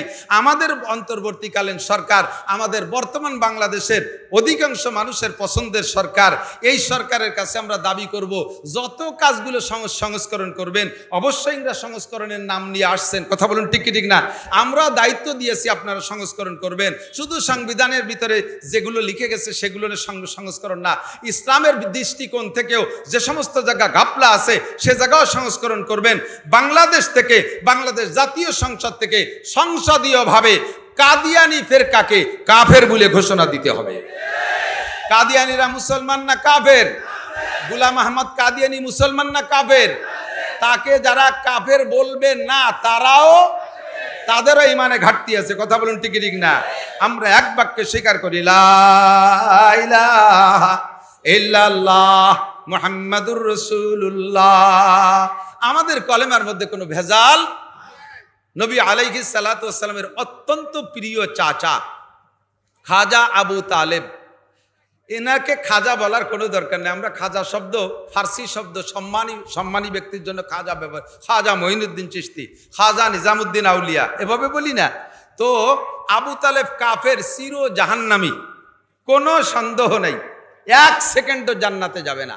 শুধু পায়ে, সারা গায়ে কোথাও আগুন লাগবে না, শুধু পায়ে থাকবে 2টা আগুনের জুতা পরানো। হুজুর আলাইহিস সালাম বলেছেন। তো এই হুজুর এই কথা বলার পরে কথা এসে গেলে একটু বলে যেতে হয়। সাহাবা জিজ্ঞেস করলে, হুজুর তা খাজা আবু তালেবের সারা গায়ে ভালো থাকবে, আগুন লাগবে না, পায়ে জুতা 2টা আগুনের থাকবে কেন? তো হুজুর বললেন, আমার চাচা আমাকে মোহাব্বত কইরা কখনো মাথায় উঠাইছে, মাথায় তুলছে, এজন্য মাথায় আগুন লাগবে না। কখনো মুখের সাথে আমাকে স্পর্শ করছে, এজন্য মুখে আগুন লাগবে না। আমি আমার চাচার পিঠের উপরে বসছি, এজন্য পিঠে আগুন লাগবে না। বুকের সাথে জড়িয়ে ধরতেন, এজন্য বুকে আগুন লাগবে না। হাত দিয়ে জড়িয়ে ধরতেন, এজন্য হাতে আগুন লাগবে না। গায়ের বিভিন্ন জায়গায় স্পর্শ করেছেন, এজন্য আগুন লাগবে না। আমার চাচা ছোটবেলা থেকে আমাকে ভালোবাসে, মোহাব্বত করে, স্নেহ করে, জীবনেও আমার পর রাগ করেও বা কোনোভাবে তার পা দুটো আমার গায়ে লাগায় নাই। যদি কোনোদিন রাগ করে আমার সাথে পা 2টা লাগাইতো, তাহলে আমার চাচা জান্নাতে না গেলেও, জাহান্নামে গেলেও তার সারা গায়ে কোথাও আগুন স্পর্শ করতো না। তো পা 2টো শুধু আমার গায়ের থেকে দূরে থাকার কারণে জুতো পরাই দেওয়া হবে। ওই জায়গা এত মোহাব্বতের চাচা খাজা আবু তালেবকে একদিন নবী আলাইহিস সালাম গোপনে নির্জনে নিয়া জিজ্ঞেস করতেছেন, কেউ নাই, শুধু চাচা ভাতিজা 2 জন। জিজ্ঞাসা করতেছে, চাচা আল্লাহ কি সত্যি? আল্লাহ কি আছে? বলে, বাবা আগে যদিও সব সন্দেহ ছিল, তুমি যেদিন আল্লাহর পরিচয় দিয়েছো সেদিন থেকে আমি অন্তর থেকে বিশ্বাস করি আল্লাহ সত্য। একটু কন্যা সুবহানাল্লাহ। চাচা আমি কি আল্লাহর রসুল? আপনার কি বিশ্বাস হয়? কয়, তুমি যেদিন দাবি করেছো সেই দিন থেকে বিশ্বাস হয়। চাচা আমার কাছে জিবরিল আসে কোরআন নিয়ে, কোরআন কি আপনার বিশ্বাস হয়? কয় 100% সত্য। চাচা আগের নবী রসুলরা অমুক অমুক নবী রসুল ছিলেন, এটা কি বিশ্বাস হয়? কয় বিলকুল কোনো সন্দেহ নাই, আমি তো জানতাম না, তুমি বলছো, বলার পরে পূর্ণ বিশ্বাস। চাচা দুনিয়াটা ধ্বংস হয়ে যাবে, এটা কি বিশ্বাস হয়? কয় যে 100% বিশ্বাস হয়। চাচা যা কিছু ঘটে আল্লাহর পক্ষ থেকে সিদ্ধান্ত অনুযায়ী, এর নাম তকদির, এটা কি বিশ্বাস হয়? কয় কোনো সন্দেহ নাই, আল্লাহর পক্ষ থেকেই হয়। চাচা কিয়ামতে আবার পুনরুত্থান হবে, ময়দানে মাহশারে আমাকে আপনাকে উঠে আল্লাহর সামনে জবাব দিতে হবে, এটা কি বিশ্বাস হয়? কোনো সন্দেহ নাই। তাহলে ইমানের যে 7টা শাখা একটা একটা করে হুজুর জিজ্ঞাসা করেছেন, খাজা আবু তালেব বলছেন বিশ্বাস হয়, তাহলে আবু তালেব মোমেন হয়ে গেছে না? এবার হুজুর বললেন, চাচা এই কথাগুলোকে আপনি লোক সমীক্ষে মানুষের সামনে একটু স্বীকৃতির ভাষায় বলবেন, আমানতু বিল্লাহি ওয়া মালাইকাতিহি ওয়া কুতুবিহি ওয়া রুসুলিহি ওয়াল ইয়াউমিল আখিরি ওয়াল কদরি খাইরিহি ওয়া শাররিহি মিনাল্লাহি তাআলা ওয়াল বাসি বাদাল মাউত। এই কথাটা একটু মানুষের মধ্যে বলবেন, তাতেই আমি পারবো আল্লাহর সাথে যা করার করে উঠতে। খাজা আবু তালেব কয়, চাচা ভাতিজা তোমার সব বিশ্বাস করি, কিন্তু স্বীকৃতি দিতে পারবো না, স্বীকৃতি দিতে পারবো না, এই কলেমাটা পড়তে পারবো না। আমি এজন্য বলছি যে ইমানের যে 7টা শাখা, এই 7টা শাখা আপনারা বিশ্বাস করেন, এবার স্বীকার করেন আল্লাহ আছে সত্যি, নবী মুহাম্মদুর রাসূলুল্লাহ সত্য নবী, আসমানি কিতাব সত্য, ফেরেশতা সত্য, কিয়ামত হবে, ধ্বংস হবে দুনিয়া, ভাগ্যে যা আছে সব বন্টন করে কে? যা কিছু ঘটে সব আল্লাহর পক্ষ থেকে ঘটে, সত্য না মিথ্যা? একে বলে তকদির, বিশ্বাস হয়। এ সরকার চলে গেছে, আর একজন আসবে, এ সব গুটি চালায় কে? গুটি চালায় কে? আর উল্টো পাল্টা করার জন্য আল্লাহর অনেক কিছু লাগে না, একেবারে সহজে সরলে বহুত বহুত বড় বড় কিছু ব্যর্থ হয়ে গেছে, আর সামান্য একটা ধাক্কায় আল্লাহ তাআলা কত বড় উল্টো পাল্টা করে দিয়েছে। এটাই প্রমাণ করে যে তাকদীরের মালিক কে? আল্লাহ। বিশ্বাস হয়? 7 নম্বরে পুনরুত্থান হবে কি হবে না? হাসরের মাঠে উঠতে হবে, আল্লাহর সামনে জবাব দিতে হবে। একথা বিশ্বাস করেন, একথা সবাই বিশ্বাস করেন, কিন্তু একে কলেমা আকারে আপনাকে মুখে স্বীকার না করা পর্যন্ত আপনি মুমিনের খাতায় নাম লেখাইতে পারবেন না। এজন্য আমাকে আপনাকে পড়তে হবে। একটু পড়বো, সবাই একবার পড়ে নেব। জীবনে একবার পড়লেও পড়া ফরজ। বলেন আমানতু বিল্লাহি ওয়া মালাইকাতিহি ওয়া কুতুবিহি, কুতুবিহি না ওয়া কুতুবিহি, তু টানতে পারবেন না, ভালো করে বুঝে কোন ওয়া কুতুবিহি। আজকে যা এসে গেছে তাই বলি, আমি এই শুদ্ধতা নিয়ে অনেক কথা বলি। কুতুবিহি না, বলেন কুতুবিহি। ও রুসুলিহি, রুসুও টানতে পারবে না, ভুল হয়ে যাবে। ও রুসুলিহি, রসুল মানে একজন রসুল, আর রসুল মানে সমস্ত রসুল। ওয়াল ইয়াউমিল আখিরি ওয়াল কদরি খাইরিহি ওয়া শাররিহি মিনাল্লাহি তাআলা ওয়াল বাসি বাদাল মাউত। বাস আপনার নামটা মোমেনের খাতায় লেখা হয়ে গেছে। এই 7টা হলো ঈমান। নবী আলাইহিস সালাতু ওয়াস সালাম ভদ্রলোকের প্রশ্নের জবাব দেওয়ার পরে হযরত ওমর বলতেছেন ফাআজিবনা লাহু, আশ্চর্য হয়ে গেলাম। ইয়াসআলুহু ওয়া ইউসাদ্দিকুহু, লোকটা জিজ্ঞাসা করলো যখন, তখন মনে হয় যেন কিছুই জানে না, আন্তর্জাতিক খ্যাতি সম্পন্ন মূর্খ, না জানিয়ে নবীকে জিজ্ঞাসা করেছেন। এবার নবী যখন জবাব দিলেন, এবার নবীকে সত্যায়িত করে, তাতে মনে হয় যেন নবীর চাইতে ভালো জানে। লোকটা জিজ্ঞাসা করে মূর্খের মতো, আবার সত্যায়িত করে পণ্ডিতের মতো। আশ্চর্য হয়ে গেলাম, এক প্রশ্নের জবাব উত্তর হয়ে গেল। এরপরে লোকটা আবার জিজ্ঞেস করে, ইয়া মুহাম্মদ আকবিরনি আনিল ইসলাম, হে মুহাম্মদ আপনি ইসলাম সম্পর্কে বলেন, ইসলাম কি জিনিস, ইসলাম কাকে বলে? ভালো করে খেয়াল করেন, ঈমান আর ইসলাম কয়টা জিনিস? ঈমান আর ইসলাম। ঈমান এক জিনিস, ইসলাম আলাদা জিনিস। ভালো করে বুঝেন, ঈমান হলো বিশ্বাসের নাম। ঈমান কি? এই বিশ্বাস যার আছে, ওই লোকটা নামাজ পড়ে না, রোজা রাখে না, হজ করে না, যাকাত দেয় না, ফরজ আদায় করে না, ওয়াজিব আদায় করে না, দাড়ি কাটে, সুদ খায়, ঘুষ খায়, লুচ্চমি করে, আকাম কুকাম যা আছে সব আকাম করে, অথচ এই 7টা কথার পর পূর্ণ বিশ্বাস আছে। অবশ্যই তার প্রমাণ আছে।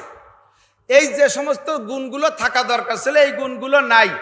যে সমস্ত দোষ থাকা দরকার না, সেই দোষ আছে। লুচ্চমি করে, মদ খায়, গাঁজা খায়, এবা খায়, ফেন্সিডিল খায়, আইল ঠেলে, জাল দলিল করে, মিথ্যে সাক্ষী দেয়, মিথ্যে মামলা করে, জিনা করে, ব্যভিচার করে, যত অন্যায় আছে সব করে। কিন্তু এই 7টা কথার পর বিশ্বাস আছে। তার প্রমাণ হলো, যদি এই মুহূর্তে এমন একটা মুসলমানের সন্তানের সামনে কোনো মুসলমান আল্লাহর কোরআনকে অপমান করে, ওই লোকটা ধৈর্য ধরে থাকতে পারবে না। জীব দেহের ভিতরে 1 ফোঁটা রক্ত থাকতো, সে প্রতিশোধ নেবে কি নেবে না? এটাই প্রমাণ হলো সে 7টাকে বিশ্বাস করে, কিন্তু কারণবশত সে আমলগুলো করে না। তো যদি কোনো ব্যক্তির ভিতরে 7টা গুণ থাকে, 7টা বিশ্বাসে বিশ্বাসী হয়ে থাকে, তাহলে এই লোকটা মোমেন। আর মোমেন হওয়ার পরে ওই লোকটা যদি নামাজ কালাম নাও পড়ে, অন্যান্য সব গুনাহ করে, ইবাদত নাও করে, এই 7টা গুণ তার ভিতরে থাকার কারণে কিয়ামতের ময়দানে এক একটা গুনার কারণে 7000 বছর করে জাহান্নামে পোড়ার পরে, কোটি কোটি কোটি কোটি বছর জাহান্নামে পোড়ার পরে অবশেষে ঈমানের বদৌলতে জান্নাতে যাবে। বলবেন না সুবহানাল্লাহ? অবশেষে এই ঈমান থাকার ওসিলায় কোথায় যাবে? জান্নাতে যাবে। এই জন্য ঈমান 1 নম্বরে জরুরি। 2 নম্বরে জিজ্ঞেস করছে ইসলাম কি জিনিস। এবার ইসলামের জিজ্ঞাসায় হুজুর জবাব দিলেন, ক্বালা আন তুকিমাস সালাহ ওয়া তুতিজ যাকাহ ওয়া তাসুমা রমাদান ওয়া তাহুজ্জাল বাইতা ইন ইসতাতা'তা ইলাইহি সাবিলা ওয়া আন তাশহাদা লা ইলাহা ইল্লাল্লাহ। শব্দের ভিতরে টাকপাস হয়ে গেছে।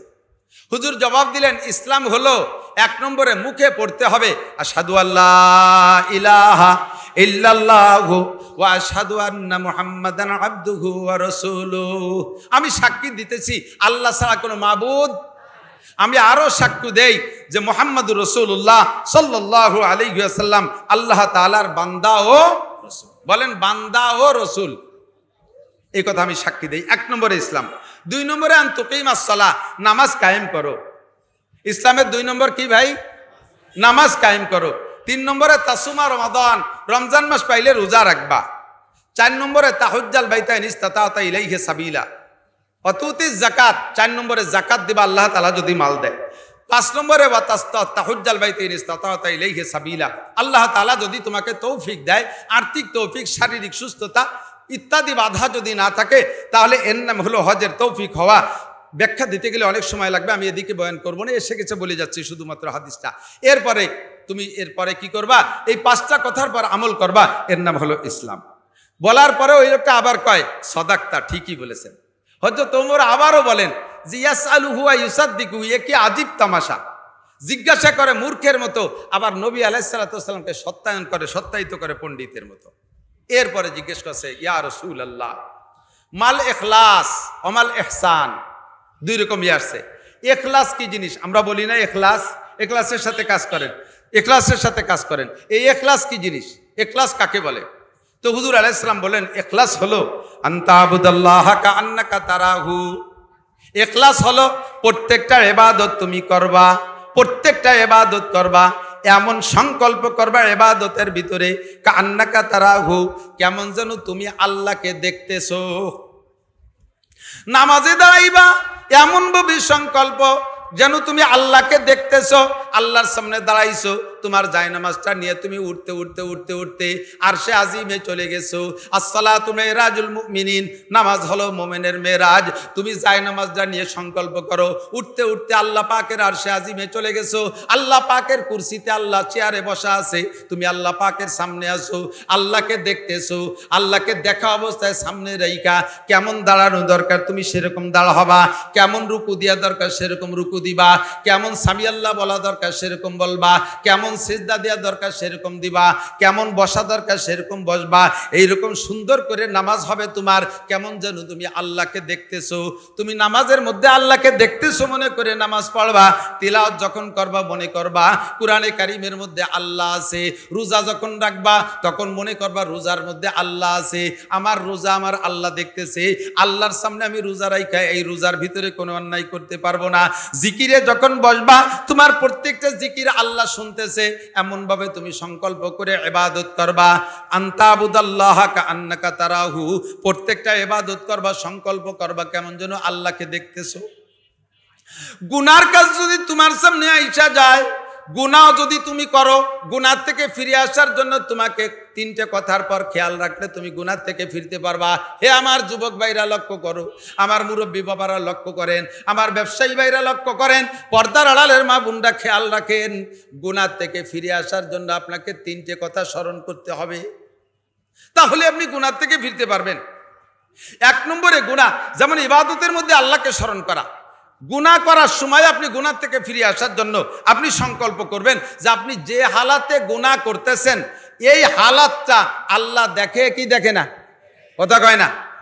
সিপা চাপার ভিতরে যাইয়া গাজা খালি তো আল্লাহ দেখে না।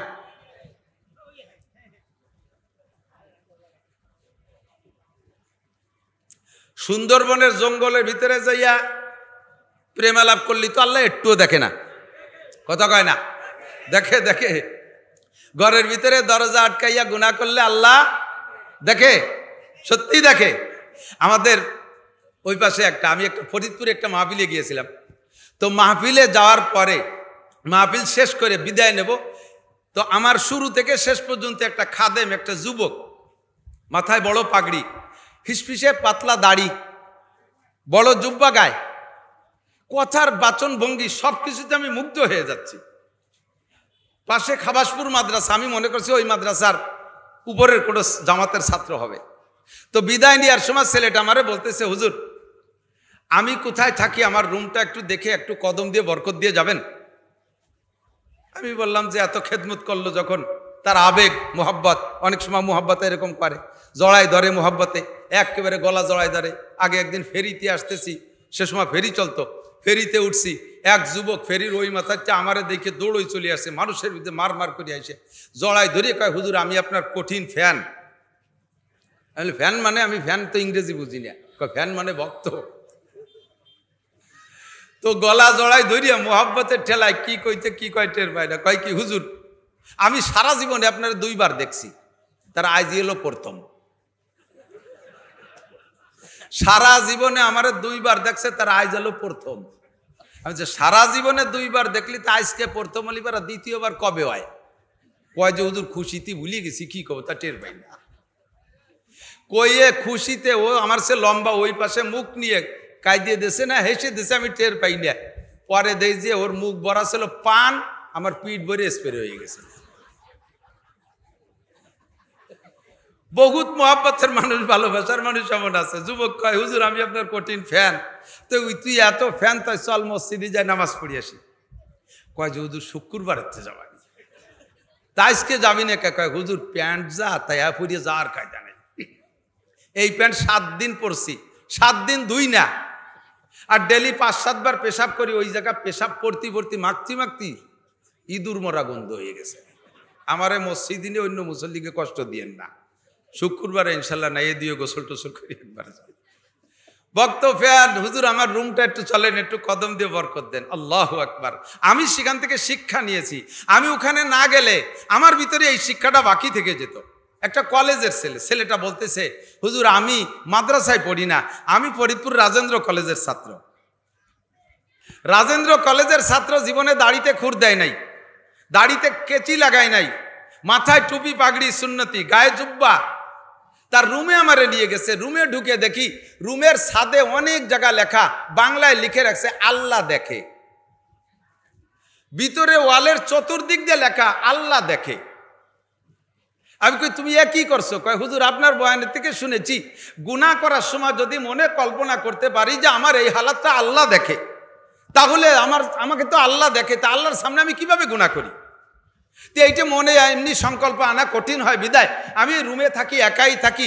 একা এক রুমে থেকে অনেক প্রকারের গুনাহ করা যায়। আমি কলেজের ছাত্র, আমার সাথে অনেকের সম্পর্ক থাকতে পারে, আমি সম্পর্ক গড়তে পারি। এখানে বসে আমি হাজার রঙের গুনাহ করতে পারি। তাই আমি লিখে রাখছি যেদিকে শুয়ে আমি সিলিংয়ের দিকে তাকাবো দেখি আল্লাহ দেখে। আরে শুয়ে গুনাহ করব কি করে? দেখি আল্লাহ দেখে। বসে এদিকে তাকায় গুনাহ করব, দেখি ওয়ালের গায়ে লেখা আল্লাহ দেখে। ওদিকে লিখে রাখছি আল্লাহ দেখে, যেদিকে তাকাই সেদিকে আল্লাহ দেখে। এই কথা আমার তাৎক্ষণিকভাবে ভিতরে হিট করে, কাজে আমি কোনো প্রকার গুনাহ করতে পারি না। কথা বলতে গেলে এসে যায়। নবী আলাইহিস সালাম বলেন, ও আমার প্রাণপ্রিয় ঢাকার যুবকরা, সাবাতু ইযিল্লুহুমুল্লাহু ফি যিল্লিহি ইয়াওমা লা যিল্লা ইল্লা যিল্লু। আরশে আজিমের নিচে যেদিন হাসরের মাঠে কোনো ছায়া থাকবে না। একটা গাছ, মরা গাছও না যে তার নিচে গিয়ে তুমি মাথা গুজবে। তোমার হাতে কোনো ছাতা থাকবে না, পরনে একটা কাপড় থাকবে না যে পরনের কাপড় মাথা গরম হয়ে গেছে পরনেরটা খুলে মাথায় দেই। এমন একটা কঠিন পরিস্থিতিতে এই মুহূর্তে তোমার ছায়ার কোনো ব্যবস্থা থাকবে না। পায়ের নিচে জমিনটা হয়ে যাবে পুরা তামার মতো লাল। মাথার মাত্র আল্লাহর কসম, বিশ্বাস হয় কি হয় না? এ নবী বলেছেন বিশ্বাস হয়? অন্তর থেকে বলেন তো বিশ্বাস হয়?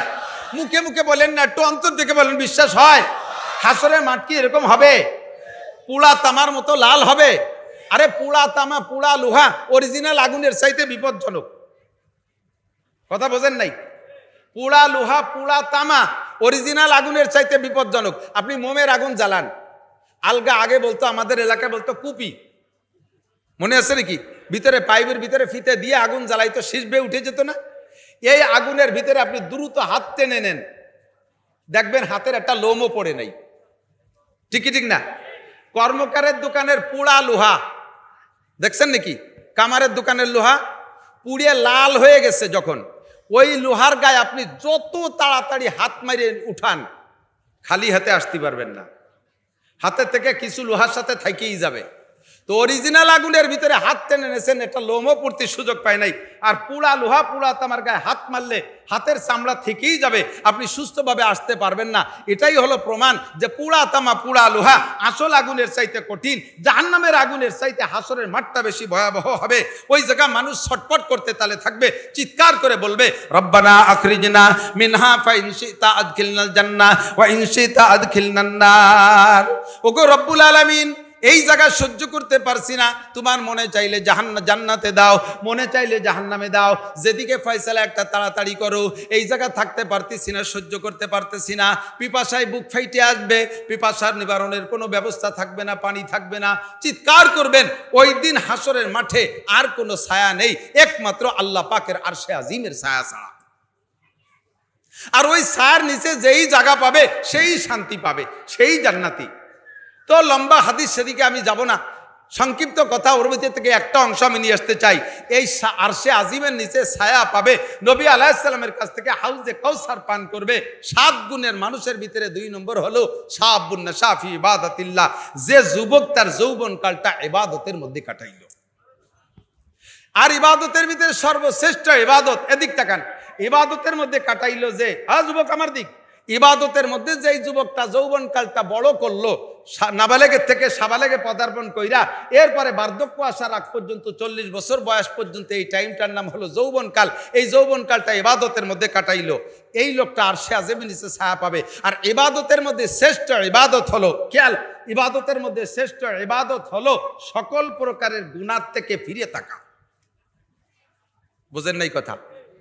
নামাজ পড়া সহজ, রোজা রাখা সহজ, হজ করা সহজ, যাকাত দেওয়া সহজ, টুপি পরা সহজ, পাগড়ি পরা সহজ, জুব্ব পরা সহজ, কোরআন শরীফ পড়া সহজ, এর একটাও কঠিন না। কিন্তু মদ খাওয়ার অভ্যাস থাকলে ওই ছাড়িয়ে দিয়া কঠিনকে কঠিন, কথা বলুন ঠিক কি ঠিক না?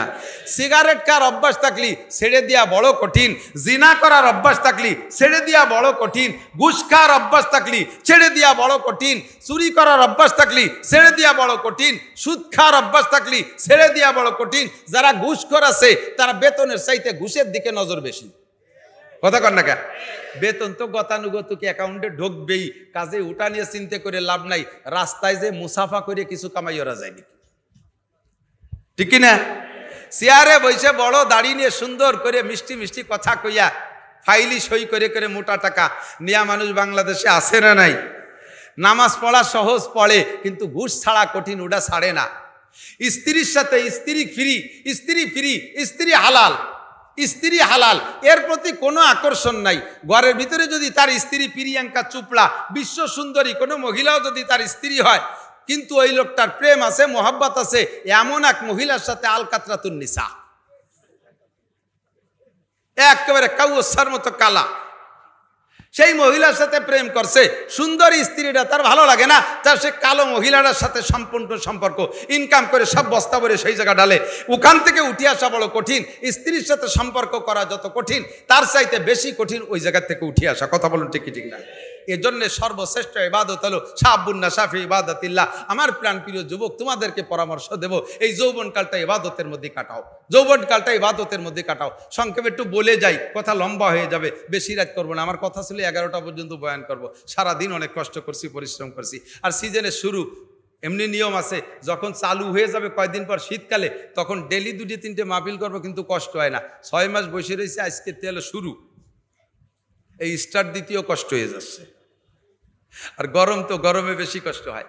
মুক্তাসার কথা বলবো, যুবক, তোমার সব কিছুকে তুমি ইবাদত বানাই নিতে পারো, সব কিছুকে ইবাদত বানাই নিতে পারো। তোমার দৈনন্দিন সব কাজ, প্রত্যেকটা কাজ, ব্যবসাকে তুমি ইবাদত বানাইতে পারো।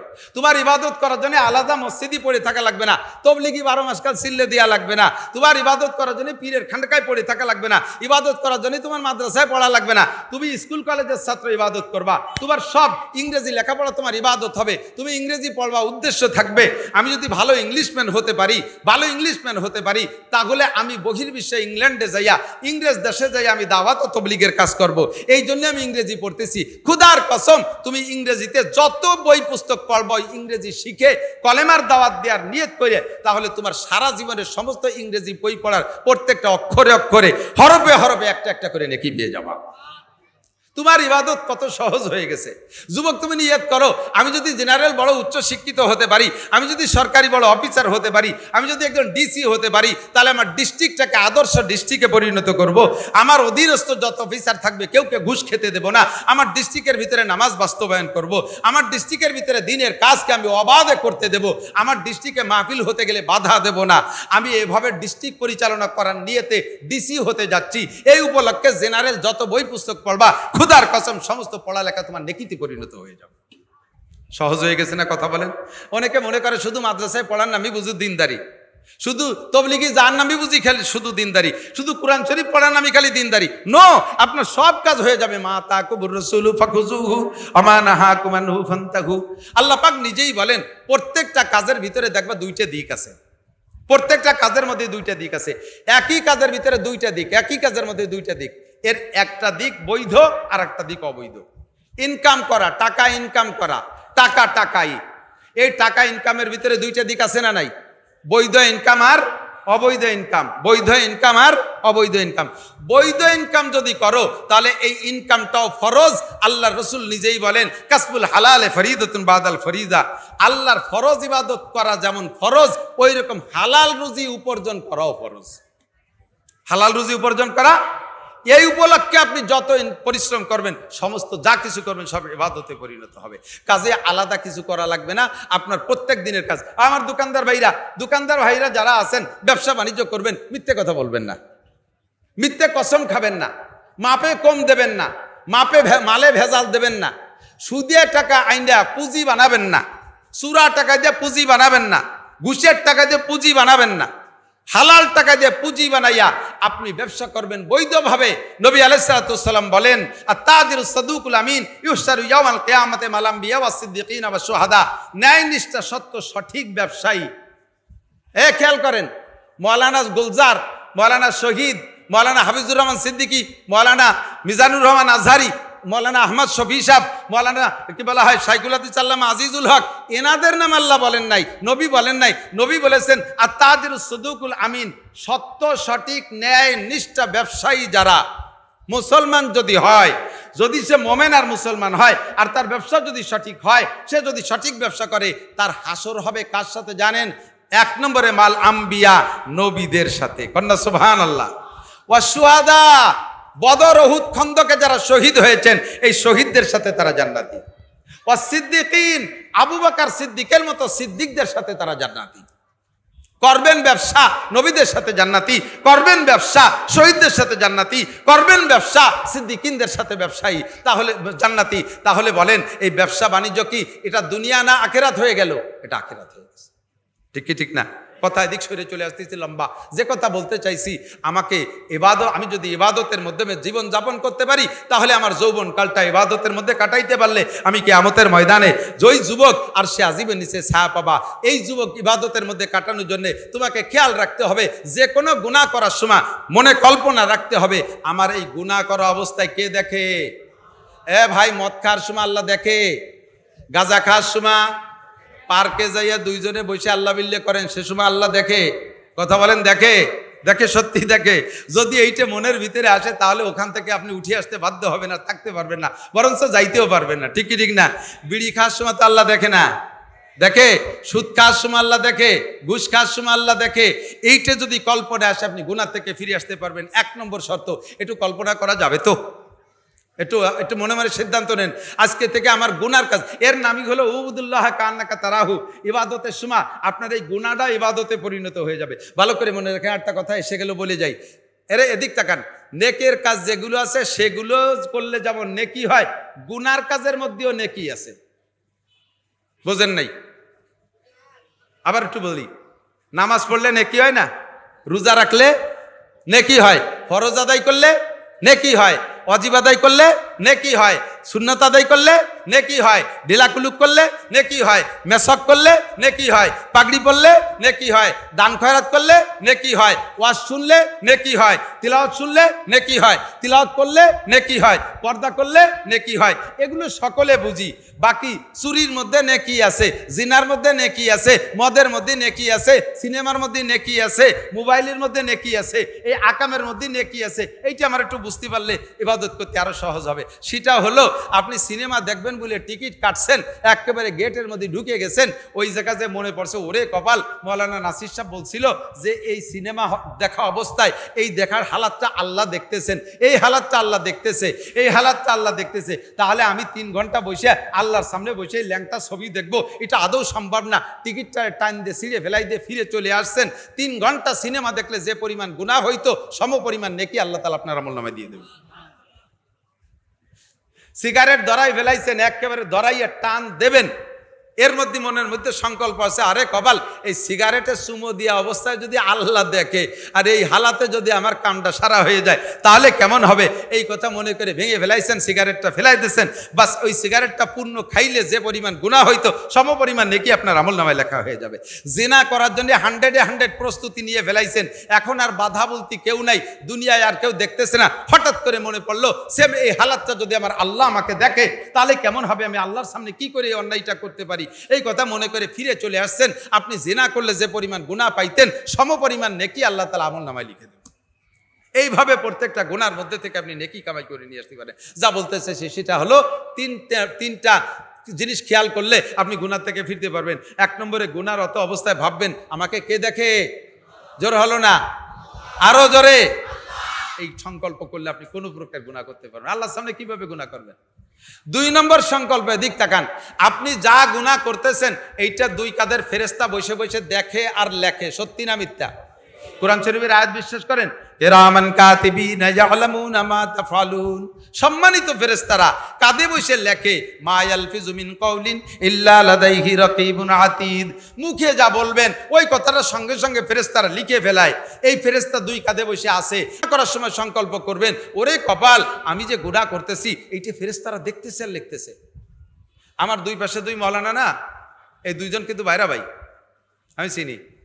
আর উনাদের 2 জনের শ্বশুর হযরত মাওলানা আব্দুল ওয়াহাব সাহেব রহমাতুল্লাহ আলাইহি, তিনি আমার চাচা। উনার থেকে শুনেছি এক সাহাবা আয়েশা হুজুর আলাইহিস সালামকে বলতেছে, ইয়া রাসূলুল্লাহ ইন্নী মুমিন, হুজুর আমি মুমিন। এদিক সাহাবা আয়েশা হুজুরকে বলতেছে, হুজুর আমি পাক্কা মুমিন, তাও সাধারণ মুমিন না। কন্যা সুবহানাল্লাহ। আমিও দাবি করি, মজার ওয়াকিয়া, আমিও দাবি করি আমি পাক্কা মোমেন, কিন্তু মোমেন বাছাই করতে গেলি পারা তারপরে সব বাদ পড়ে যাওয়ানি। এদিক সাহাবা এসে কয়, হুজুর আমি পাক্কা মোমেন। হুজুর বলেন, কাইফা আরাফতা, কি করে বুঝলে তুমি পাক্কা মোমেন? এক গতকালকে আবু বকর এসে বোকার মতো ফেলফেলায় কাঁদতেছে, হুজুর কিয়ামতের ময়দানে যদি আল্লাহ, হযরত আবু বকর এসে বলতেছে, হুজুর আল্লাহ যদি আমারে মানুষ না বানাইয়া এই ছাগলটাও বানাতো তবু আমার কপালের বিষয় ছিল। হুজুর কয়, কি কও কি তুমি আবু বকর, তুমি ছাগল হবা? কয় যে হুজুর আমি আবু বকরের কিয়ামতের ময়দানে আল্লাহর সামনে জবাব দিয়ে পার হওয়া লাগবে, এই ছাগলটার এই জবাই হওয়া পর্যন্ত শেষ, ওর হাসরের মাঠে জবাব দেওয়া লাগবে না। কাজেই আমি যদি ছাগল হতাম দুনিয়া পর্যন্ত শেষ হতো, কিয়ামতে আল্লাহর সামনে জবাব দেওয়া লাগতো না। আমি এই দুশ্চিন্তা এইটা বলি। আগে একদিন ওমর এসে কয়, হুজুর কিয়ামতের ময়দানে যদি আল্লাহ তাআলা ঘোষণা দেয় যে সব মানুষ জান্নাতি, একটা মানুষ মাত্র জাহান্নামে যাবে, সম্ভবত সেই লোকটা আমি ওমর। হুজুর আমার ভয় করতেছে, হুজুর আমার বাঁচার উপায় বলে দেন, এই বলে বোকার মতো ফেলফেলায় কাঁদতেছে। আমার বড় বড় সাহাবায়ে কিরাম কেউ এসে নিজেরে পাক্কা মোমেন বলে দাবি করতে পারে না, আর তুমি কো আমি পাক্কা মোমেন, তোমার কাছে দলিল কি? কয় যে হুজুর আমি 3 দিক দিয়ে বুঝছি আমি পাক্কা মোমেন। কয় দিক বলেন তো, কয়টা দিক? 3 দিক দিয়ে আমি বুঝছি আমি পাক্কা মোমেন। বলো কি? 1 নম্বর, আপনি বলেছেন হাসিবু ক্বাবলা আন তুহাসাবু ওয়াজিনু ক্বাবলা আন তুওয়াজানু, তোমরা প্রত্যেকদিন নিজের হিসাবটা নিজের মিলিয়ে নাও, কিয়ামতে আল্লাহর সামনে হিসাব দেওয়ার আগে। আল্লাহর সামনে হিসাব দেওয়া লাগবে কি লাগবে না? কথা কন না কেন? লাগবে। তো ওই হিসাবের আগে প্রত্যেকদিন নিজের হিসাব নিজে মিলাও। তা আমরা জিজ্ঞেস করলাম, মাতা ওয়াহাসিবু ইয়া রাসূলুল্লাহ, আমাদের দৈনন্দিন হিসাব আমরা কিভাবে মিলাবো? হুজুর আপনি বলেছিলেন ইজা আওয়াইতুম ইলা ফিরাশিকুম বাদাল ইশা, যখন তোমার ঈশান নামাজ পড়ে নিজের বিছানায় যে পিঠ লাগাবা, ঘুমানোর চেষ্টা করবা, তখন ডান কাত হয়ে শুয়ে এই হাতটা গালের নিচে দিয়ে চক্ষু বন্ধ করে কল্পনা করবা ফজরে ঘুম থেকে উঠে এই বিছানায় আসা পর্যন্ত কতগুলো গুনার কাজ করেছো আর কতগুলো নেকির কাজ করেছো। নেকির কাজগুলো হিসাবে আসার পরে শুকর আদায় করবা, আর গুনার কাজগুলো হিসেবে আসার পরে তার থেকে ইস্তেগফার করবা, তওবা করবা। আর এই হিসাব যদি তুমি ডেলি করো, আর ওই হিসাবের সময় যদি তোমার হিসেবে ধরা পড়ে যে তোমার গুনাহ পৃথিবীতে যত গাছ আছে তার পাতা সংখ্যা পরিমাণ হবে, কাদাদে আওরাকিল আশজার, পৃথিবীর গাছের সংখ্যা পরিমাণ তোমার গুনাহ হিসাবে ধরা পড়ছে, কাদাদি রমালিল আরদ, জমিনে যত বালু আছে এত বালু সংখ্যা পরিমাণ তোমার গুনাহ হিসাবে ধরা পড়ে গেছে।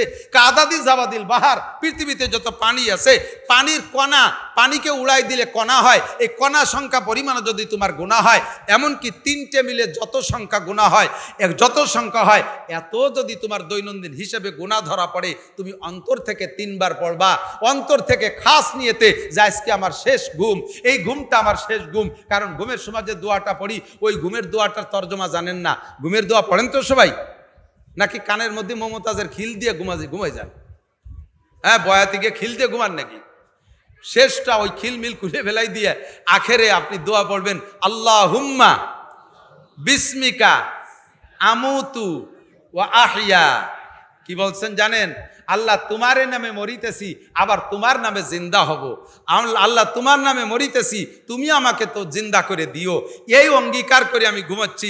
আল্লাহ এই রাত্রের ঘুমটা আমার মরণ হয়ে যেতে পারে, এইটা আমার জীবনের শেষ ঘুম হতে পারে, আর উঠতে নাও পারি।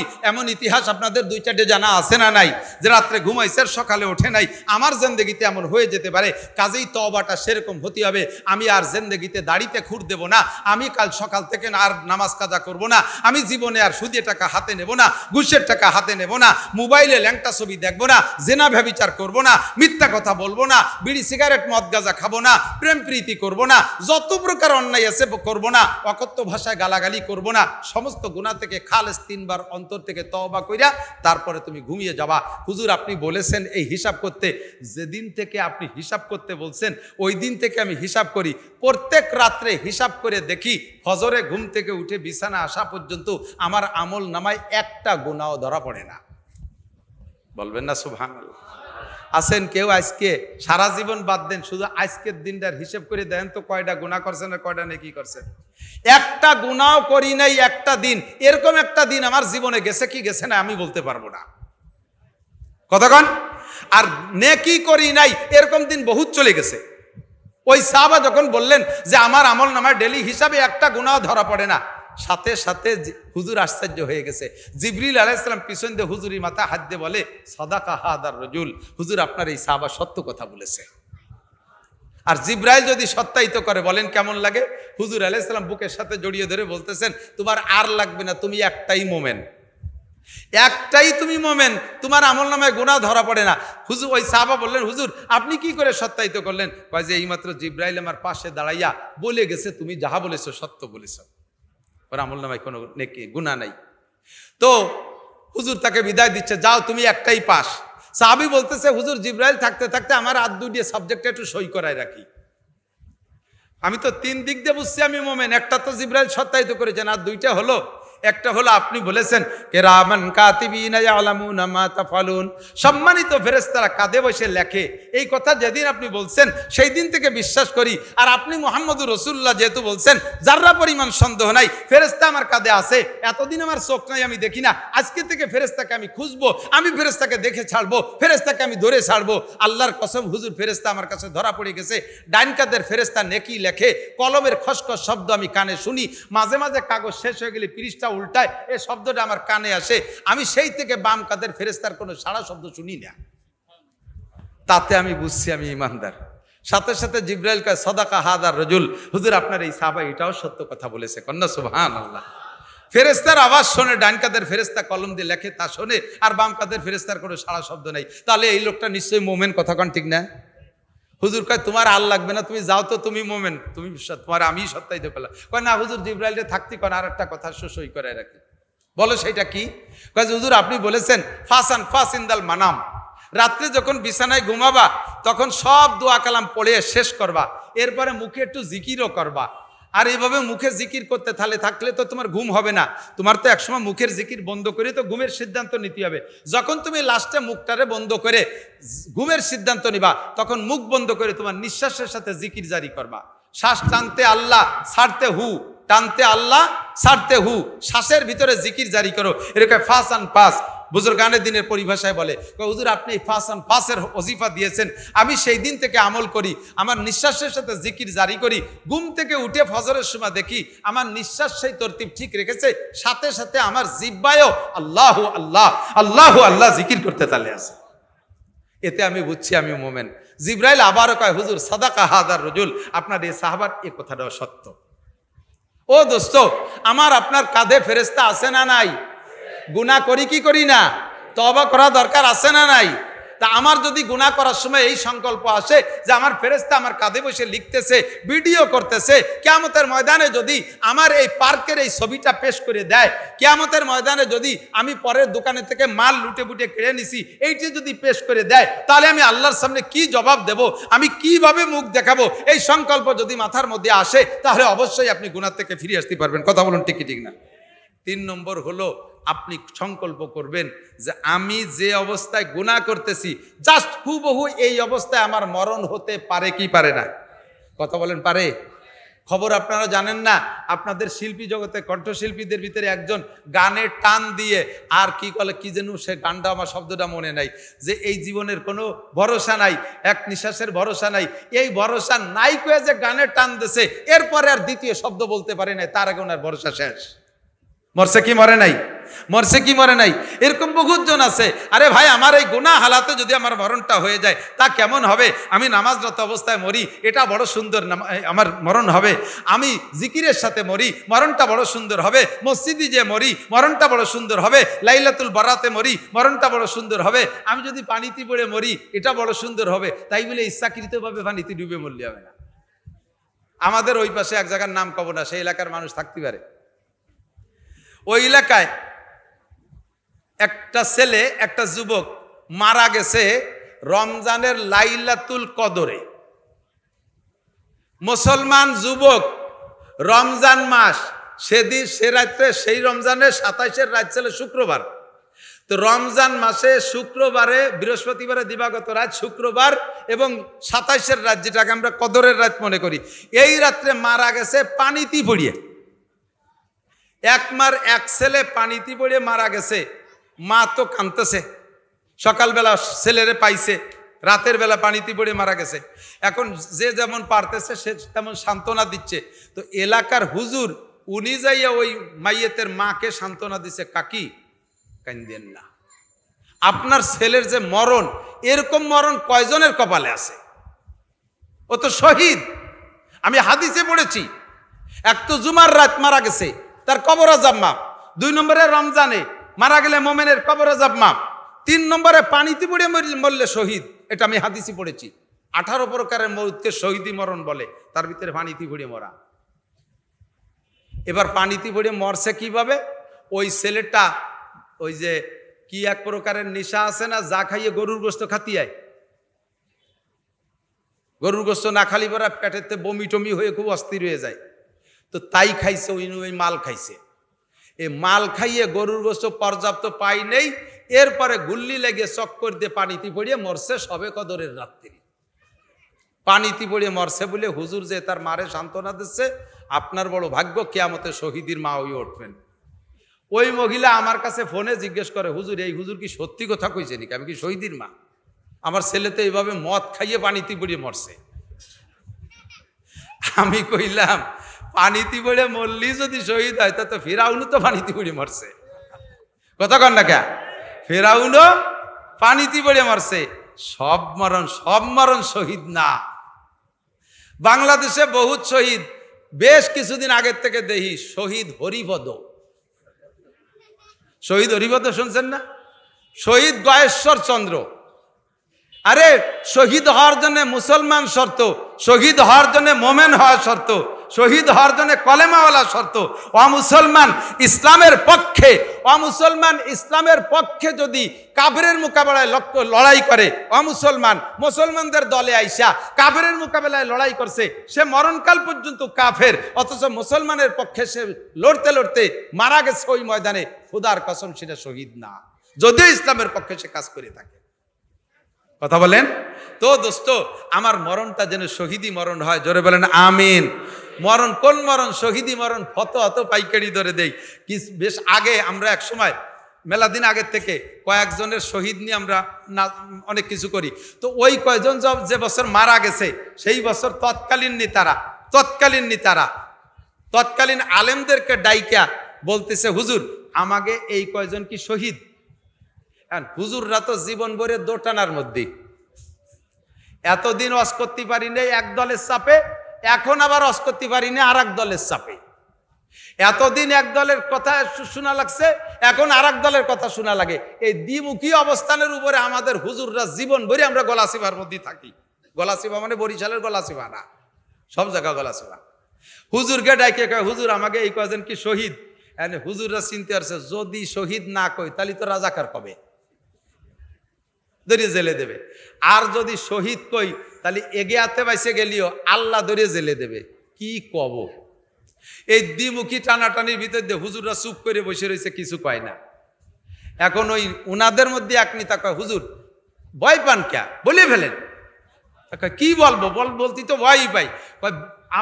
আপনাদের কাছ থেকে শুনছি যে শহীদ দাফন হওয়ার পরে কিয়ামত পর্যন্ত শহীদের লাশ মাটিতে পচে না, এটা আপনারাই কইছেন।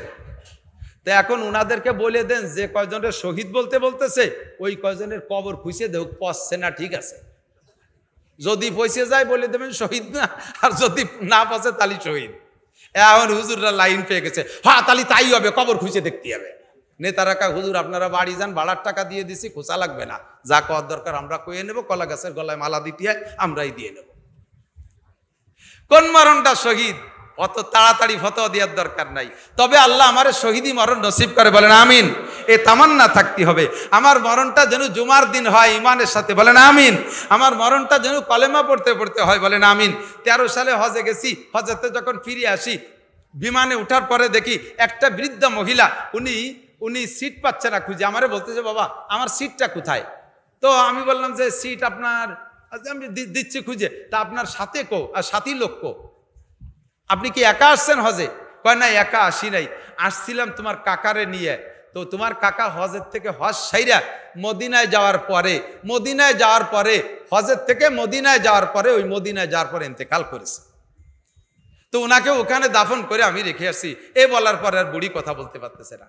তা আমি পরে বসাই টসাই দিয়ে কিছুক্ষণ পরে কাছে যে পর্দার সাথে আরেক দিক তাকে বললাম, কাকি আপনি কি মনক্ষুণ্ণ হয়ে বাড়ি যাচ্ছেন নাকি যে কাকারে রেখে আসলেন?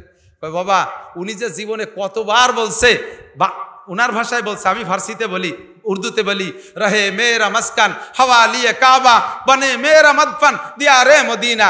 উনার বাংলায় উনি বলতেন, আল্লাহ আমি বেঁচে থাকলে যেন মক্কার জমিনে বেঁচে থাকি, আমার মরণটা যেন মদিনায় যে হয়। আমার মনে হয় উনার কোন দিনের দোয়া যেন আল্লাহ কবুল করছে।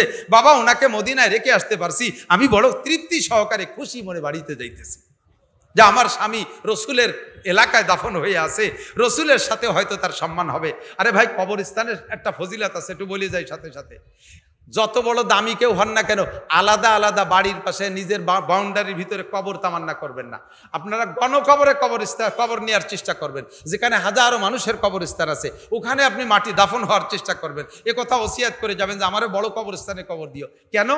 যদি ওই কবরস্থানে কোনো আল্লাহওয়ালা, কোনো আল্লাহর বুজুর্গর দাফন হয়ে থাকে, আর সেই বুজুর্গর কবরে যদি জান্নাতের আলো বাতাস আসে, ওই ওসিলায় কবরস্থানের বাকিরাও শান্তি পেয়ে যেতে পারে। যেমন উদাহরণে বলি, বুঝতে সহজ হবে। আমি এখানে বসে আছি, এই ফ্যানটা শুধুমাত্র আমাকে টার্গেট করেই সেট করছে। দেখবেন আমি নেমে যাব, আর এই সব বড় হুজুর, যত বড় হুজুর থাকুক নাকি, নাকি ফ্যান দেবে না, বাদ দেবে, তবু ফ্যান দেবে না।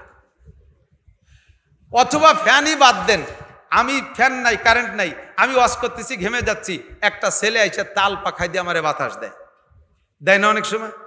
তো তাল পাখার বাতাসের টার্গেট কিন্তু আমি একা, আমার জন্য এতক্ষণ ছিল না, দুজনে বসা ছিল, বাতাস দেয় নেই। আমি যখন আসছি আমারে বাতাস দেয়, যখন আমাকে বাতাস দেয় তখন আমার বাতাসকে আমি একা পাই না, এনরাও পায়, পাশের দুইজনে পায় না। সেম কোয়ালিটি কবরস্থানে যদি আপনি দাফন হন, ওই কবরস্থানে যদি কোনো ভালো আল্লাহওয়ালা মানুষের দাফন থাকে, তার কবরে জান্নাতের আলো বাতাস আসে, ওই সুবাদে অন্যান্য মুমিনরাও ভাগ পেয়ে যেতে পারে। তা আমি বড় খুশির সাথে যাইতেছি যে বিশ্ব নবীর এলাকায় আমার স্বামীকে রেখে যাচ্ছি। যে কথা বলতে যে লম্বা হয়ে গেছে, যে আমার মরণটা চাবো আমি এমন মরণ, যে মরণটা হবে আল্লাহর সন্তুষ্টিজনক মরণ। এজন্য আমি গুনাহ করার সময় খেয়াল করব যে আমি গুনাহটা যে গুনাহ করতেছি, এই হালাতে যদি আমার মরণ হয়, জেনা অবস্থায় মরণ হয়, মদ মুখে থাকা অবস্থায় মরণ হয়, গাঁজা অবস্থায় মরণ হয়, সুদের টাকা থাকে অবস্থায়, হাতে থাকা অবস্থায়, পকেটে থাকা অবস্থায় মরণ হয়, ঘুষের টাকা হাতে থাকা অবস্থায় যদি আমার মরণ হয়, তাহলে মরণটা কত বড় লজ্জাজনক মরণ হবে। আমি কিয়ামতে আল্লাহর সামনে মুখ দেখাবো কি করে? এই জন্য আমি সেখান থেকে ফিরে আসবো। আল্লাহ তাআলা আমাদের সকলকে ফিরে থাকার তৌফিক দান করে, জোরে বলেন আমিন। গুনাহ থেকে ফিরে থাকার তৌফিক দান করে। তাহলে 1 নম্বরে ইসলাম হলো, 1 নম্বরে নামাজ, 2 নম্বরে রোজা, 2 নম্বরে রোজা, কলেমায়ে শাহাদাত 1 নম্বর, 2 নম্বরে নামাজ, 3 নম্বরে রোজা, 4 নম্বরে যাকাত, 4 নম্বরে যাকাত, 5 নম্বরে তৌফিক থাকলে হজ করা। আমরা জীবন ভরে এটা আমাদের নৈতিক দায়িত্ব, এই নামাজ রোজা হজের ওয়াজ করেই বেড়াচ্ছি, কিন্তু সফল হতে পারতেছি না। এখনই আজান দেন, এখনই একটা ওক্ত বানায় আজান দেন, এই নামাজের ওয়াজের পরেই দেখবেন অর্ধেকের বেশি যুবক আটা দেশে গোটাই গাটাইয়া আইছিলাম একটু ওয়াজ শুনতে, তাকে আজান দিয়ে ঝামেলা বাঁধাই দিল। এটা নামাজের একটা গ্যাঞ্জাম বাঁধাই দিয়েছে। ওয়াজ শুনতে মজা লাগে, নামাজে মজা লাগে না। ও দোস্ত, এই জন্য আমি বলবো বিগত সরকার থাকাকালে সরকারের বাড়ির কাছে যাই আমি ওয়াজ করছি, সরকাররা আমি পরামর্শ দিছি টিকে থাকার জন্য 3টে কথার পর আমল করেন, আমল 3টে কথার করে নাই, এজন্য টিকতেও পারে নাই। আমি এখনো বলবো যারা ভবিষ্যতে সরকার আসার পরিকল্পনায় আছেন বা বর্তমানে যারা আছেন, আল্লাহর রহমত তারা পাবেন, আল্লাহর খাস রহমত পাবেন।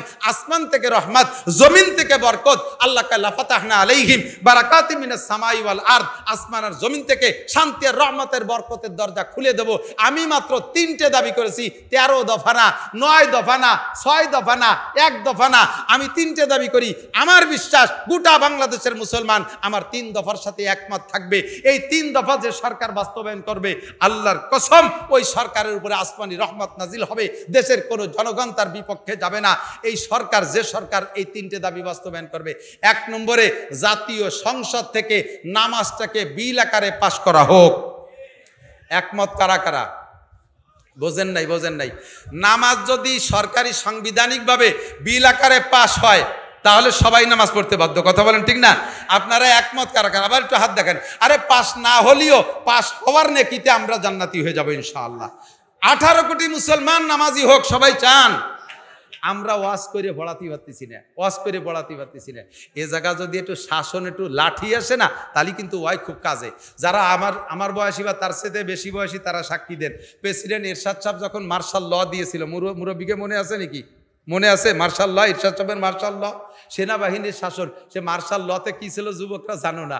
ওই সময় এই মহিলারা খালি মাথায় বেরোইলে চুলে আলকাতরা মাখাই দিত, আর এই 6 ইঞ্চি ব্লাউজ, প্যাট বেরোনো ব্লাউজ পরে বের হইলে প্যাটে আলকাতরার পালিশ দিয়ে দিত। এই আলকাতরার পালিশ আর চুলে আলকাতরা, এটা হাজার হাজার লাখ লাখ মেয়েরে দেয় নাই। সারা বাংলাদেশ খুঁজলে হয়তো 50টা মেয়েরে হয়তো আলকাতরা মাখাইছে। তাতে বাংলাদেশের সমস্ত মহিলাদের ব্লাউজ রাতারাত লম্বা হয়ে প্রায় পাঞ্জাবি হয়ে যার কায়দা। ওয়াজের সাথে সাথে কিছু লাগে, আমি মাঝে মাঝে বলি, আইসে গেছে একটু কয়ে যায়, বিরক্ত হচ্ছেন আপনারা? বুঝছি, মনে আছে। টাকা লাগবে কয়টা? বুঝছি, টাকা দিয়ে যাই। আমি যত ভালো ওয়াজ করি আপনারা খুশি থাকবেন, যতক্ষণ টাকা কালেকশন না করবে 2 জনের পরানে পানি নাই। আমি কালেকশন পারি না, 1 টাকাও দেবেন না কেউ। বসেন ওয়াজ হবে, বসেন নিরিবিলি ওয়াজ হবে, 1 টাকাও কেউ দেবেন না। এই জীবন ভরে পর্দা রস করি। আমাদের বাড়ির পাশে নদী, মহিলারা নদীতে যে গোসল করে, জায়গায় কাপড় পাল্টাইয়ে বাড়ি আসে। সুবহানাল্লাহ, সুবহানাল্লাহ বলে দিদি কি বুঝা পড়ছে? মহিলারা নদীতে যে গোসল করিয়া ঘাটের থেকে কাপড় পাল্টাইয়া বাড়ি আসে, এটা সুবহানাল্লাহ কন্যা কি বিল্লাহ নাউজুবিল্লাহ। আমি বহু ওয়াজ করছি সে নদীর পাড় দিয়ে, কোনো মহিলারে ঠেকাতে পারি না। গত বছরের আগের বছর দক্ষিণবঙ্গে জলোচ্ছ্বাসের পানি উঠে আইসা আমাদের ছোট ছোট নদীতে পানি ঢুকে গেছে। তা আমার মাদ্রাসার কাছে যে নদী, আমার মাদ্রাসার ছেলেরা ওই নদীতে গোসল করে। ছেলেরা নদীতে সকালবেলা গোসল করতে দেয় যে কুমির 3টে ভেসে পড়ছে।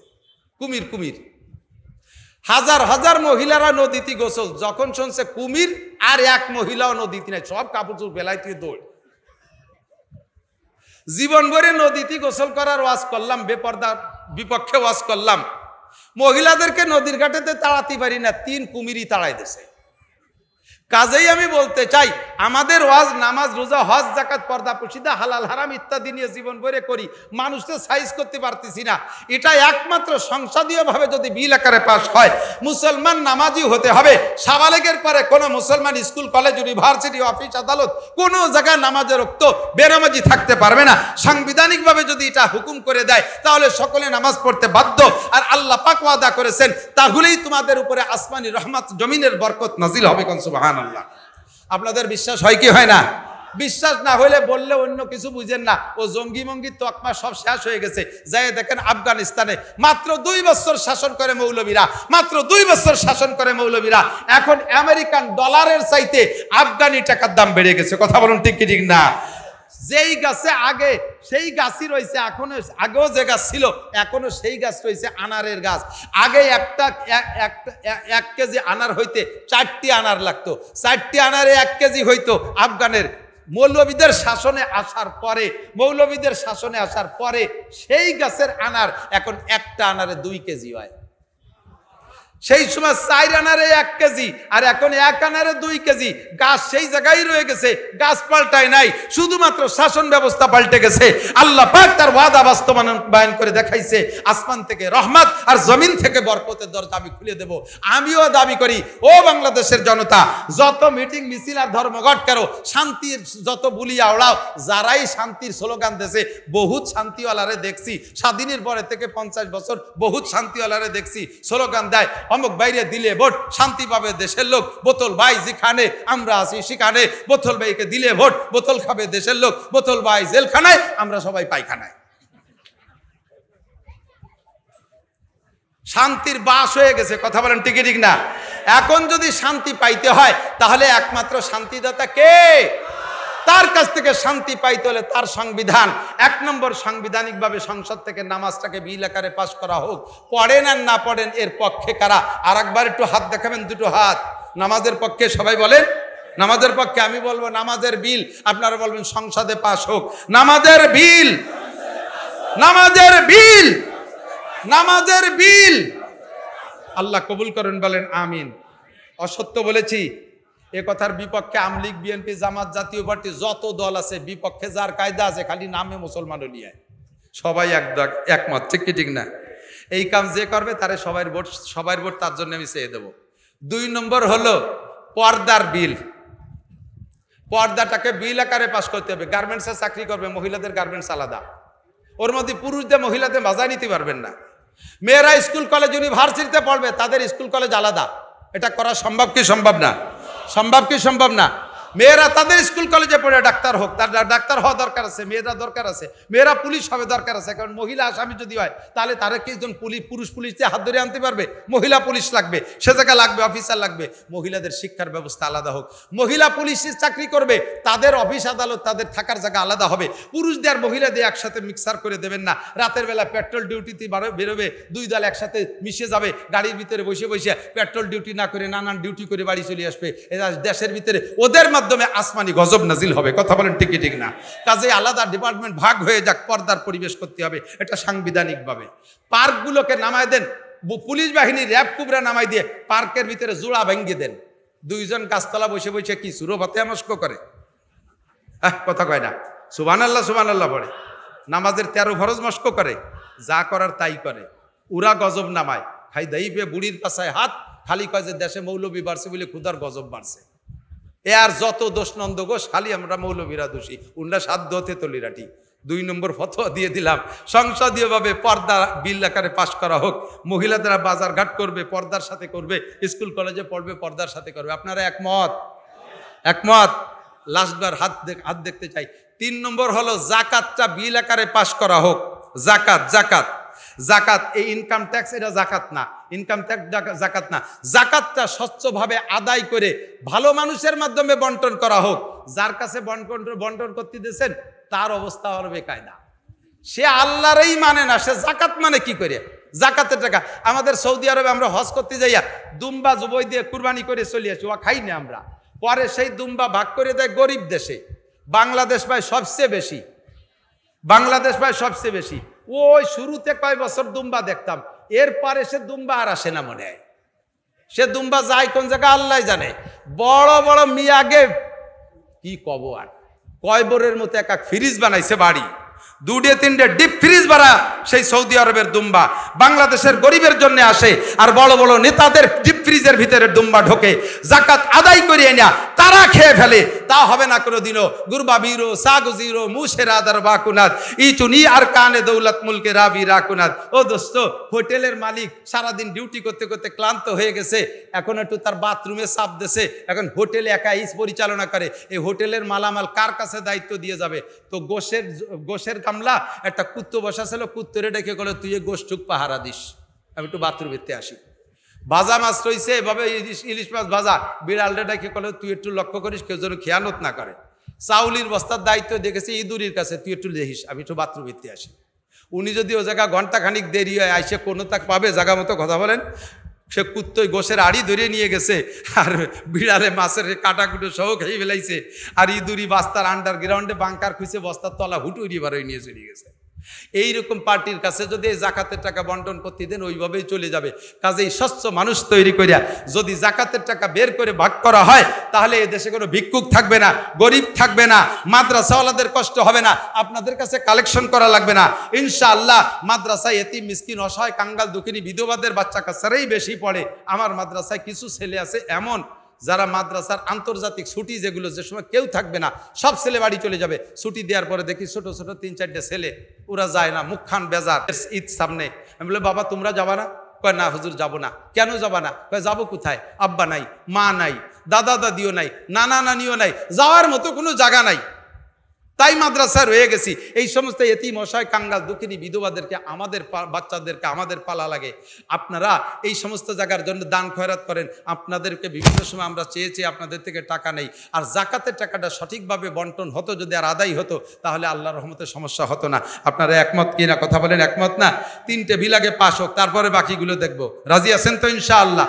এখন সরকারের দায়িত্ব দিছি, সরকার ওই 3টে পাস করুক, আমাদের সরকার স্বয়ং আল্লাহ, আল্লাহর হুকুম আমরা বাস্তবায়ন করবো। রাজি আছি তো ইনশাআল্লাহ? আমরা নামাজ পড়বো, একটু বলেন পড়বো? যারা বলছেন ইনশাআল্লাহ পড়বো তারা মোমেন হতে পারেন নাই, তারা বেঈমান হয়ে গেছেন। ভালো রে বুঝে নেন, শরিয়াতের যেটা ফরজ ওইটা ধর্বর জায়গায় ধর্বের সাথে ইনশাআল্লাহ কইলে ওইটার জন্য অঙ্গীকার হয় না। ইনশাআল্লাহ লা ইলাহা ইল্লাল্লাহ মুহাম্মাদুর রাসূলুল্লাহ, আপনি এখনো কাফের, আপনি কলেমার সাথে ইনশাআল্লাহ পড়ছেন, আপনার বিশ্বাস হয় নাই, আপনি সন্দেহের মধ্যে রয়েছেন। ইনশাআল্লাহ নামাজ পড়বো, নো, নামাজ পড়বো ইনশাআল্লাহ রোজা রাখবো, আপনি রোজার পর অঙ্গীকার করেন নাই। ইনশাআল্লাহ বিড়ি খাবো না, আপনার তওবা হয় নাই। ইনশাআল্লাহ ঘুষ খাবো না, আপনার তওবা হয় নাই। ইনশাআল্লাহ জিনা করবো না, আপনার তওবা হয় নাই। এই হারামগুলো ছাড়ার ব্যাপারে ইনশাআল্লাহ নাই, আর ফরজগুলো ধরার ব্যাপারে ইনশাআল্লাহ নাই। এখানে ইনশাআল্লাহ কোন জায়গা আছে আমি পরে বলে দেবো, আগে আমার সাথে বলেন নামাজ পড়বো ইনশাআল্লাহ ওয়াক্ত পাইলে। এই ইনশাআল্লাহ হলো ওয়াক্তের সাথে। ঈশার নামাজ পড়া হয়ে গেছে না? বলেন ফজরের নামাজ পড়বো তাই পড়েন, ওক্ত তো ওই নেই, ইনশাআল্লাহ ওক্ত পাইলে। ইনশাআল্লাহ কথা কি বুঝছেন? বলেন যাকাত দেব বাপ ভালো না, অর্ধেকে দেবে আর অর্ধেকে দেবে না, এ জায়গায় টাকার ব্যাপার আছে তাই না? বলেন যাকাত দেব ইনশাআল্লাহ টাকা হইলে। এই ইনশাআল্লাহ টাকার সাথে আল্লাহ কয় যে জাকাত দিবাই তা দাও, তাহলে আমার তো টাকা নেই, তা দেবো কি? এই জন্যই কইছি ইনশাআল্লাহ টাকা হইলে। বলেন রোজা রাখবো তা রাখেন, আজকে সেহরি খাই, কয় না রমজান মাস পাইলে, ইনশাআল্লাহ রমজান পাইলে। এই ইনশাআল্লাহ রমজানের সাথে। নামাজ পড়বো ইনশাআল্লাহ, আপনার নামাজের ওয়াদা হয়নি, আপনি মোমেন হতে পারেন নাই। রোজা রাখবো ইনশাআল্লাহ হয়নি, এই ইনশাআল্লাহ ওই টাইমের সাথে আর সুযোগ। কথা কি বুঝছেন? আমি কি বুঝতে পারছি নাকি? আল্লাহ তাআলা বুঝার তৌফিক দান করে বলেন আমিন।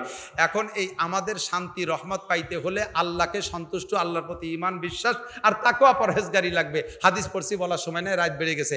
একজন মানুষও যদি নড়েন তাহলে বুঝবো যে ওই লোকটা আজকের মাহফিলের বিপক্ষে এবং মাদ্রাসারও বিপক্ষে। যারা পক্ষে আছেন তারা থাকবেন, আমি কালেকশন পারি না, বুঝি না, করি না, করবো না।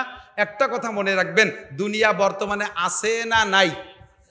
আছে, আছে। বর্তমানে দুনিয়া আছে না? আমেরিকার ক্ষমতা বলে, বোঝে নাই কথা, আমেরিকার খুব শক্তি, এই ভয়তে আল্লাহ কিয়ামত ঘটাতে পারতেছে না, এইরকম নাকি? জাপানের শক্তি বলে, চায়নার প্রযুক্তির বলে, দাদা বাবুকে শক্তির বলে? কোন বলে দুনিয়া টিকে নাই, দুনিয়া টিকে আছে একমাত্র আপনাদের ঈমানই বলে। কথা বলেন ঠিক ঠিক না? আল্লাহ নবী বলেন লা তাকুবু সাআতু হাত্তা ইউকালা ফিল আরদি আল্লাহ আল্লাহ, যতক্ষণ পর্যন্ত জমিনের মধ্যে একজন মানুষ আল্লাহ বলনেওয়ালা থাকবে অতক্ষণ দুনিয়াকে ধ্বংস করা হবে না, কিয়ামত হবে না, দুনিয়া থাকবে। তো দুনিয়া থাকবে কতক্ষণ? যতক্ষণ ঈমানদার থাকবে, আল্লাহ বলনেওয়ালা থাকবে। আর আল্লাহ খেয়াল করে না, এদিক ওদিক খেয়াল করতেছে, আমার দিক খেয়াল করে না। আল্লাহ বলনেওয়ালা থাকবে তো দুনিয়া থাকবে, আর দুনিয়া থাকলে আমিও থাকবো, নাকি বলেন? তাহলে দুনিয়া থাকবে আল্লাহ বলনেওয়ালা থাকলে। আল্লাহ বলনেওয়ালা থাকবে কতদিন? যতদিন আল্লাহ বলানেওয়ালা থাকবে। আল্লাহ বলানোর উস্তাদ থাকবে। আল্লাহ বলানেওয়ালা কে? স্কুলে কি আল্লাহ বলার প্রশিক্ষণ আছে? কলেজে আছে? বিশ্ববিদ্যালয়ে আছে? কোথাও নাই। আল্লাহ বলানেওয়ালা হয় পয়দা হয় মাদ্রাসায়। কাজে আমির শেষ রেজাল্ট একবারে বলে দিতে পারি, দুনিয়া থাকবে অতদিন, মাদ্রাসা থাকবে যতদিন। কথা বলেন ঠিক না? দুনিয়া থাকবে অতদিন, মাদ্রাসা থাকবে যতদিন। বিরক্ত হবেন না, ঘরে ঘরে মাদ্রাসা, এখানে ওখানে মাদ্রাসা। যেই ভদ্রলোক কইছিল যে ব্যাঙ্গের ছাতার মতো ফুটফুট করে মাদ্রাসা বানাচ্ছে, সেই ভদ্রলোক এখন কোন জায়গা যে এতেকাফ করতেছে তালাশ করে দেখেন। রমজানের আগেই তার এতেকাফে বসায় দিয়েছে। ঠিক কি ঠিক না? মাদ্রাসা তার জায়গায় আছে, উলামা ইকরাম তার জায়গায় আছে, ইমানদাররা তার জায়গায় আছে। আর যেই লোকটা বলছে ব্যাঙ্গের ছাতার মতো ফুট করে মাদ্রাসা বানায় হুজুররা, ওই লোকটা তার জায়গায় নাই, সে চলে গেছে আজাগা। কাজে এই মন্তব্য করব না। যত মাদ্রাসা হবে তত কোরআনের আওয়াজ বলন্দ হবে। আর আমার জীবনের অর্জন কিছু না কিছু সেখানে দিয়ে রাখার চেষ্টা করব। এদিক তাকান, আমার আব্বা মারা গেছে 2007 সালে। আমরা 4 ভাই হুজুর। আমার বড় ভাই বনানী চেয়ারম্যান বাড়ি মাদ্রাসার মোহতামিম হাফেজ মৌলানা আব্দুল হাই সাহেব। ছোট 2 ভাই গাজীপুর থাকে মাদ্রাসা মসজিদ নিয়ে, হাফেজ মৌলানা নিজামুদ্দিন গিয়াসউদ্দিন। আমি আমারে সবাই কম বেশ চেনেন। আমার ছেলেরা ছেলেমেয়ে সব হাফেজ আলেম হওয়ার পথে। আমার ভাই ভাতিজা ভাগ্নে টাগ্নে সব হুজুর। আমার গোষ্ঠী ধরে হুজুর, এই 2 জন আমার ভগ্নিপতি। আমার চাচা মৌলানা আব্দুল ওয়াহাব সাহেব হুজুর, বংশ ধরে হুজুর। আমার আমার বংশে আত্মীয় স্বজনের ভিতর দিয়ে প্রায় 40 জনের মতো আছে মাদ্রাসার প্রিন্সিপাল মোহতামিম, কওমি মাদ্রাসা। তা আমাদের ফ্যামিলিতে কেউ মরিয়ে গেলে এর মিলাদ ভর্তি কোনো মৌলবি বাড়াওয়ারা লাগে না। আমার 5 ছেলে মেয়ে হুজুর, আমি হুজুর, আমার স্ত্রী হুজুর, আমার ভাই বিরাদার সব হুজুর। আব্বা মারা গেছে 7 সালে। রাত্রে যদি শুয়ে কই যাই যে যেখানে আছিস মিলাদ পড়, সকালে জিলাপি কিনে খাবো, তাহলে শুয়ে শুয়ে আমরা মিলাদেরটা ভরিয়ে বেলায় দিতে পারি। সে বাপ 7 সালে মারা গেছে, আইজও মিলাদ দেই নেই, কাইলও দেই নেই, কোনোদিন দেব না। কারণ ও হলো কলা গাছ, এক কান কাটিয়ে খেয়ে ফেললি ও গাছে আর কোনোদিন কলা হয় না। কথা কর না কে? একদিন মিলাদ ফোড়াই দিবেন, ওই জায়গায় বসে দোয়া মোনাজাত শেষ, পরের দিন ওর কিচ্ছু থাকে না। বরঞ্চ জিলাপি যদি ছোট হয়, কয় যে 5 শিলটিরি বানাইছে, আমাকে 2 পেঁচালা জিলাপি দিয়েছে, ওকে দিয়েছে 2.5 পেঁচে দা। গরু খাওয়াবেন জবই দিয়ে, কয় যে ওরা নিজেরা গোশ খাইছে, আমাকে 8 দেশে শুধু এইগুলি অভিযোগ করে চলে যাবে। যা পড়ছিলাম ওর বাপের জন্য সব ফেরত, কিচ্ছু দেবো না, এই কইয়ে খাইয়ে দিয়ে এটি চলে যাবে, ফেরত দিয়ে নিয়ে চলে যাবে। কাজেই আমার সিদ্ধান্ত, প্রত্যেক বছর 2 লাখ, 5 লাখ, 7 লাখ, 10 লাখ, যেমন যে বছর তৌফিক হয়, আমার মাদ্রাসায় আমি দান করি। আমার মাদ্রাসায় দান করি। বোর্ডিংয়ে প্রত্যেক মাসে 1 টন চাউল দেওয়া লাগে, ছাত্রদের উস্তাদদের বেতন দেওয়া লাগে, ঘর বাড়ি করা লাগে। এটা শুধু গল্প দেওয়ার জন্য বলছি না। দান করে এক হাতে দান করবে, আর এক হাতে জানবে না, এই হাদিসের পর আমল আমার ঠিক আছে। জাস্ট আপনাদেরকে একটা উদাহরণ বোঝানোর জন্য যে মৌলবীরা খালি ন্যায় দেয় না, এই উদাহরণার থেকে ফিরে আসেন। আর দেবেন কোন জায়গায় সেই কথাটা বোঝানোর জন্য যে আমি আমার বাপের মিলাদ আইজও পড়ি নেই, কোনোদিন পড়বো না। আমি আব্বার জন্য আম গাছ লাগাবো, একবার লাগালি 50 বছর আম ধরবে। আব্বার জন্য নারকেল গাছ লাগাবো, একবার লাগালি 50 বছর নারকেল ধরবে। আব্বার জন্য কাঁঠাল গাছ লাগাবো, একবার লাগালি 100 বছর ধরবে। আমি কলা গাছ লাগাবো না, এক কান কাটিয়ে ফেললি ওতে আর কলা হয় না। এই সিদ্ধান্ত আমি নেব না। কাজে আপনাদেরকেও পরামর্শ দেই, যদি আব্বা মা মারা যেয়ে থাকে, আপনার নেক আব্বা মা মারা যেয়ে থাকে, তাদের রুহের মাগফিরাতের জন্য সদকায়ে জারিয়ার নিয়তে আপনি আপনার আব্বা মার জন্য একটা কলা গাছ না লাগাইয়া একটা কাঁঠাল গাছ লাগান, একটা নারকেল গাছ লাগান, একটা আম গাছ লাগান। এই যে মাদ্রাসার পক্ষ থেকে তানজিহুল উম্মাহ মাদ্রাসা, ছোট ছোট বাচ্চারা পড়তেছে, একটু বাচ্চাদেরকে পড়ান, ঠকবেন না, ঠকবেন না, ঠকবেন না। আজকে সেদিনের কথা বাড়াইনি বলে বাড়াবো না, রাত বেড়ে যাচ্ছে। সংক্ষিপ্ত আপনার সন্তানকে পড়ান। আর এখানে সদকায়ে জারিয়ার জন্য, আব্বা আমার রুহের মাগফিরাতের জন্য বছরে একবার দেন আর না দেন, কমপক্ষে বসেন, দোয়া করে দেবো ইনশাল্লাহ। আমি মুসাফির মানুষ। বর্তমান পরিস্থিতি বাংলাদেশের খুবই ঘোলাইটিয়া। এই ঘোলাইটিয়া পরিবেশ আল্লাহ শান্ত করে দিক, সবাই বলেন আমিন। এজন্য আমরা দোয়া করব।